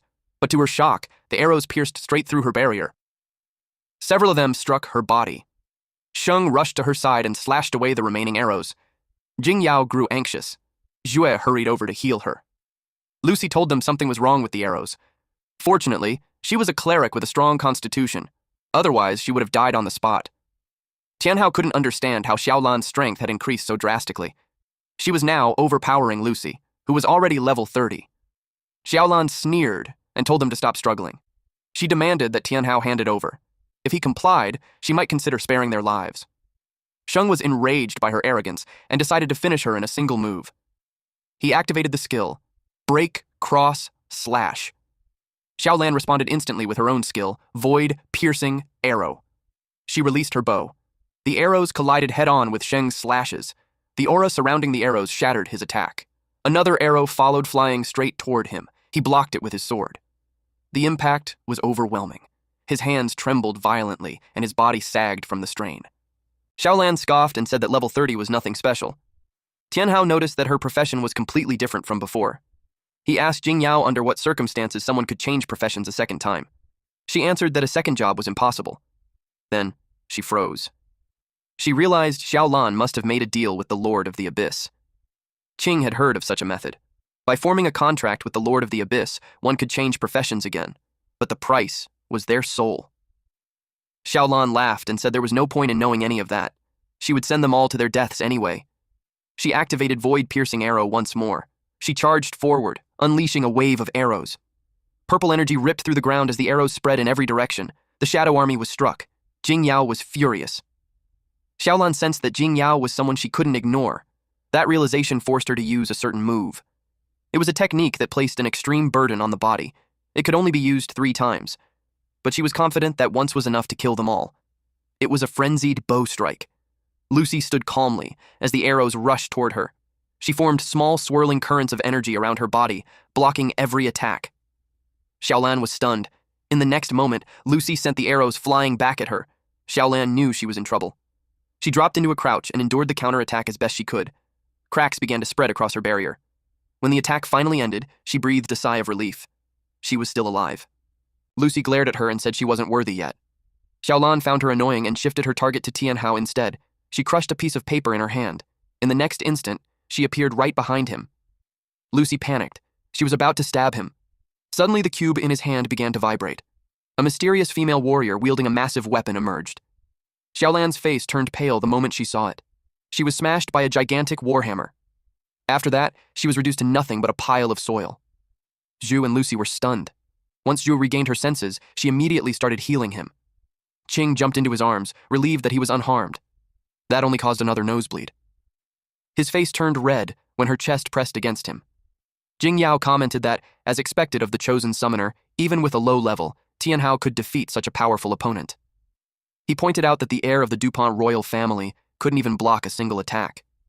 She made an excuse, claiming she had deliberately held back to awaken his potential. Jing Yao replied sarcastically that he understood.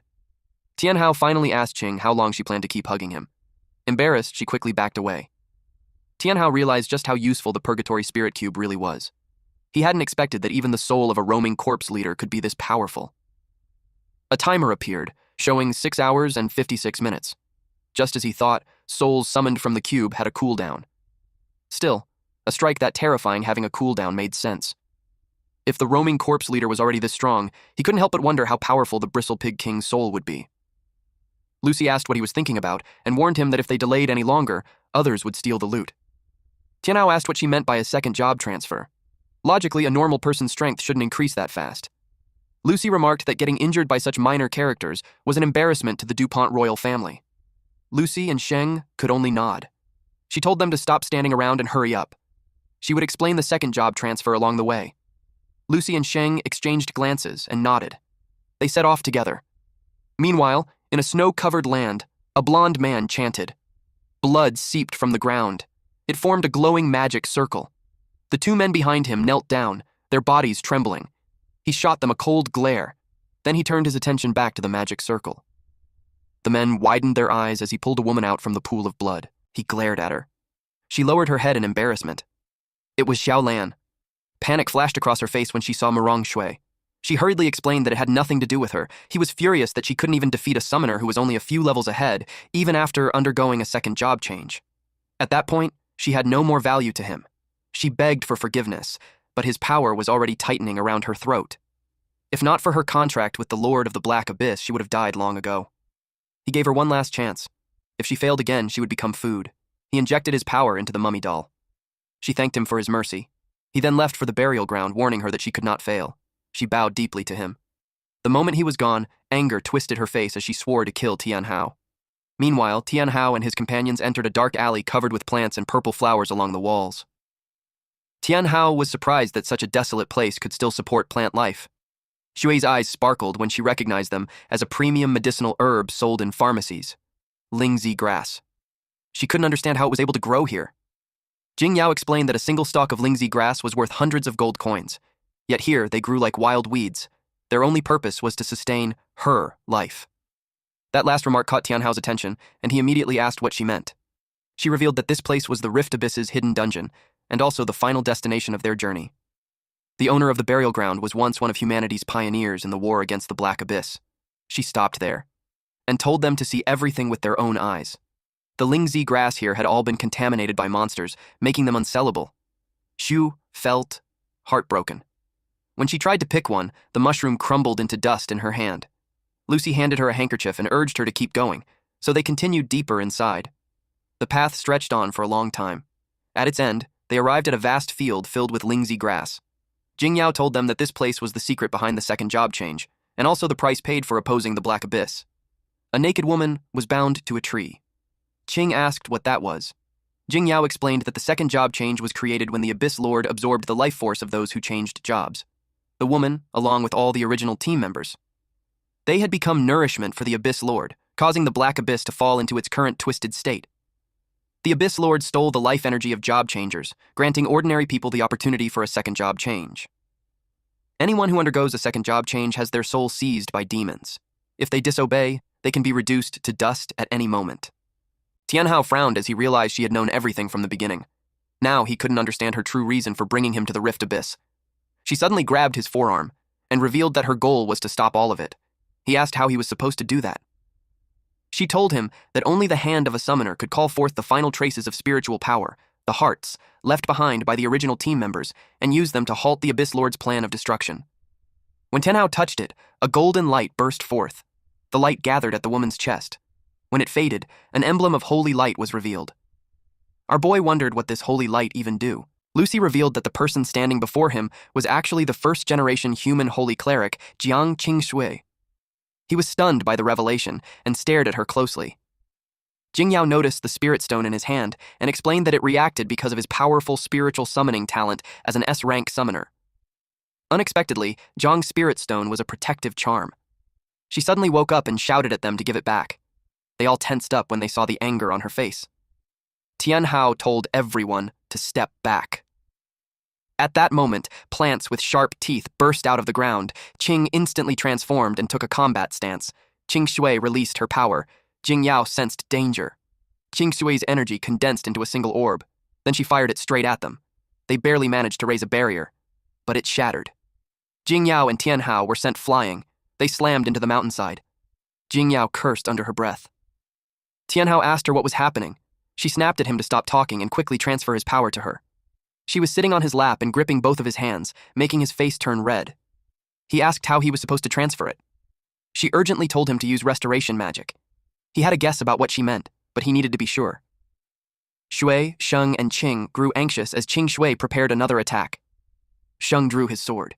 He stepped directly into the path of the beam and swung his blade at it. He shouted to Jing Yao that he couldn't hold on much longer. She pushed Tianhao harder. Nothing else mattered to her anymore. She kissed him. Tianhao froze. He realized how soft and sweet a beautiful girl's lips were. His nose started bleeding, but he kissed her back. Golden light wrapped around both of them. Shui saw it and immediately pointed it out to Qing. Qing scolded Tianhao. At that moment, Jing Yao shoved him away. Playtime was over. She had fully recovered, and now she was ready to strike back. The condensed orb of power kept growing, becoming larger and denser. Another force merged into it, making everyone even more terrified. Tianhao suddenly realized that Jing Yao had absorbed his spiritual power. Qing Shui began preparing another attack. Jing Yao coldly told her that someone like her had no place in the new era and should simply disappear. Qing Shui froze in shock as her power suddenly dissipated. Jing Yao released her own power in response. She controlled it carefully, until it pierced straight through Qing Shui. Jing Yao admitted she hadn't expected Tianhao's spiritual power to be this strong. She was distracted for a brief moment when Lucy called out and pointed at something.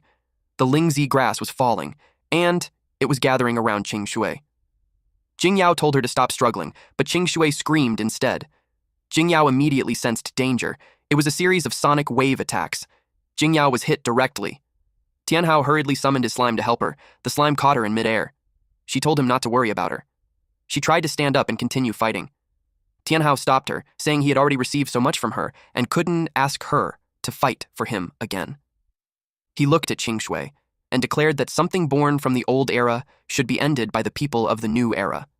He stepped forward, ready to fight alongside his slime and unicorn. Qing Shui was horrified when she saw him, which only drove her into a frenzy. She gathered her power once more. Tianhao called for Qing's support.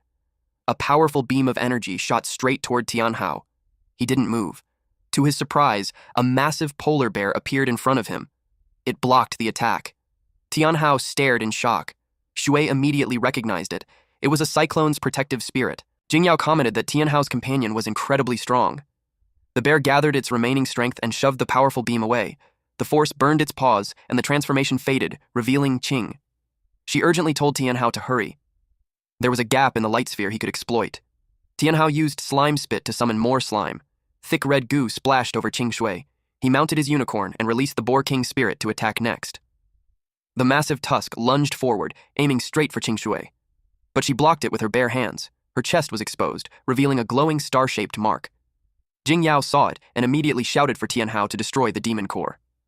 Qing Shui twisted the tree branches around her, blocking Tianhao's path. Lucy and Sheng grew anxious. The situation was turning bad. Qing Shui no longer looked like herself. She claimed they couldn't stop the demon's advance. She fired multiple beams of power at Tianhao while he was airborne. He couldn't dodge and could only brace himself, but nothing hit him. When he opened his eyes, Qing was standing in front of him. Her transformation made her look like an ice fairy. She blocked the attack with her own body. Luckily, she had a skill that could regenerate her wings. She urged him to move now. It hurt Tianhao to leave her behind, but he had no choice. He commanded the unicorn to use Rainbow Horn. The unicorn reverted to her demi-human form. Qing Shui froze in horror when she saw it. The unicorn charged forward and drove her horn straight into Qing Shui. Then she pulled back. Qing Shui screamed in pain. The demon core shattered. Tianhao felt a wave of relief as it finally worked. The dark spirit was forced out of her body. They all watched as it fled into the distance. Lucy and Sheng finally relaxed, knowing it was over. Our boy then noticed Qing Shui, and just to make sure everything is fine, he made a decision. Tianhao summoned the Shadow Legion to restrain her. Slime, together with her clone, heeded the command.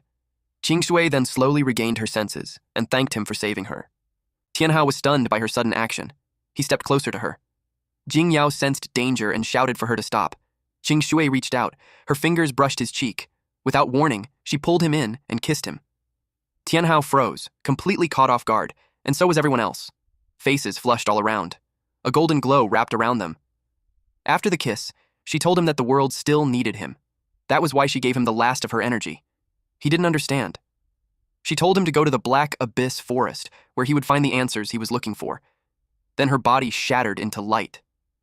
Tianhao was left holding a small orb. It released a beam of light onto his forehead. When he checked his stats, his heart skipped. He had jumped 10 levels at once. Even his summoned beast space expanded. He now had 4 beast slots. Before he could react, the slime hugged him tightly. He asked if it wanted to advance as well. It nodded eagerly. Demon Slime Tier 1 was now level 15, with 2,700 hit points, 205 attack, 160 agility, and 20.1 defense. Its skills included Corrosive Slime, Slime Spit, Demon Dance, Split, Corrosive Acid Raid, and Demon Embrace. To advance to the intermediate stage, it required level 30. Cross-level advancement needed double sacrifice and a 1,600 HP limit. He activated Demonic Sacrifice. A magic circle appeared beneath them. Not knowing what it was, Lucy and Sheng immediately stood up, ready to protect Jing Yao. A blinding light burst out. It completely enveloped the slime. When the light faded, Tianhao was stunned. Her appearance had changed. The once childlike slime now had the figure of a grown woman. Our MC couldn't really believe the situation. Slime could speak too. She jumped forward and hugged him tightly. Her chest pressed against his face, making him blush hard. She tilted her head and asked what was wrong. He quickly said it was nothing and told her to let go, wiping his nosebleed as she cheerfully greeted the unicorn. Tianhao complained that everyone else had cool summoned beasts, while all of his were girls. Suddenly, Shui shouted for him to come quickly. Qing was about to pass out. His expression changed instantly. He rushed over and asked what happened. Shui reminded him that transforming into an immortal phoenix came with serious side effects. Jing Yao saw how critical the situation was, but reassured them that the Dupong royal family had healers. Without warning, an arrow flew out of nowhere. It pierced straight through Zhuo's chest. Shui stared in shock and horror as pain tore through her chest. She called out Tianhao's name. Tianhao's heart clenched when he saw her state. Xiaolan appeared. He was clearly surprised to see that she was still alive. A shadow suddenly moved behind Sheng. Sensing danger, Sheng instantly turned around. He slashed at it. The shadow dispersed. It revealed a female ninja. Apparently, this lady has also been looking for Tianhao. Meanwhile, Shui trembled as she realized she had been shot. Her pixie desperately tried to pull the arrow out. Shui weakly told Tianhao that she was happy she got to be with him. Lucy caught Shui before she collapsed and told Tianhao to protect her while she cast healing magic. Sheng stood firm, guarding their rear. But the female ninja ignored him. She had only one target: Tianhao. Jing Yao stepped in front of him and told him to run as far as he could. There was still an hour before the teleportation array activated. He was their hope. But he said no. That answer caught her completely off guard. Tianhao was furious that his companions had been hurt. He warned them that there would be consequences. Jingyao grew anxious.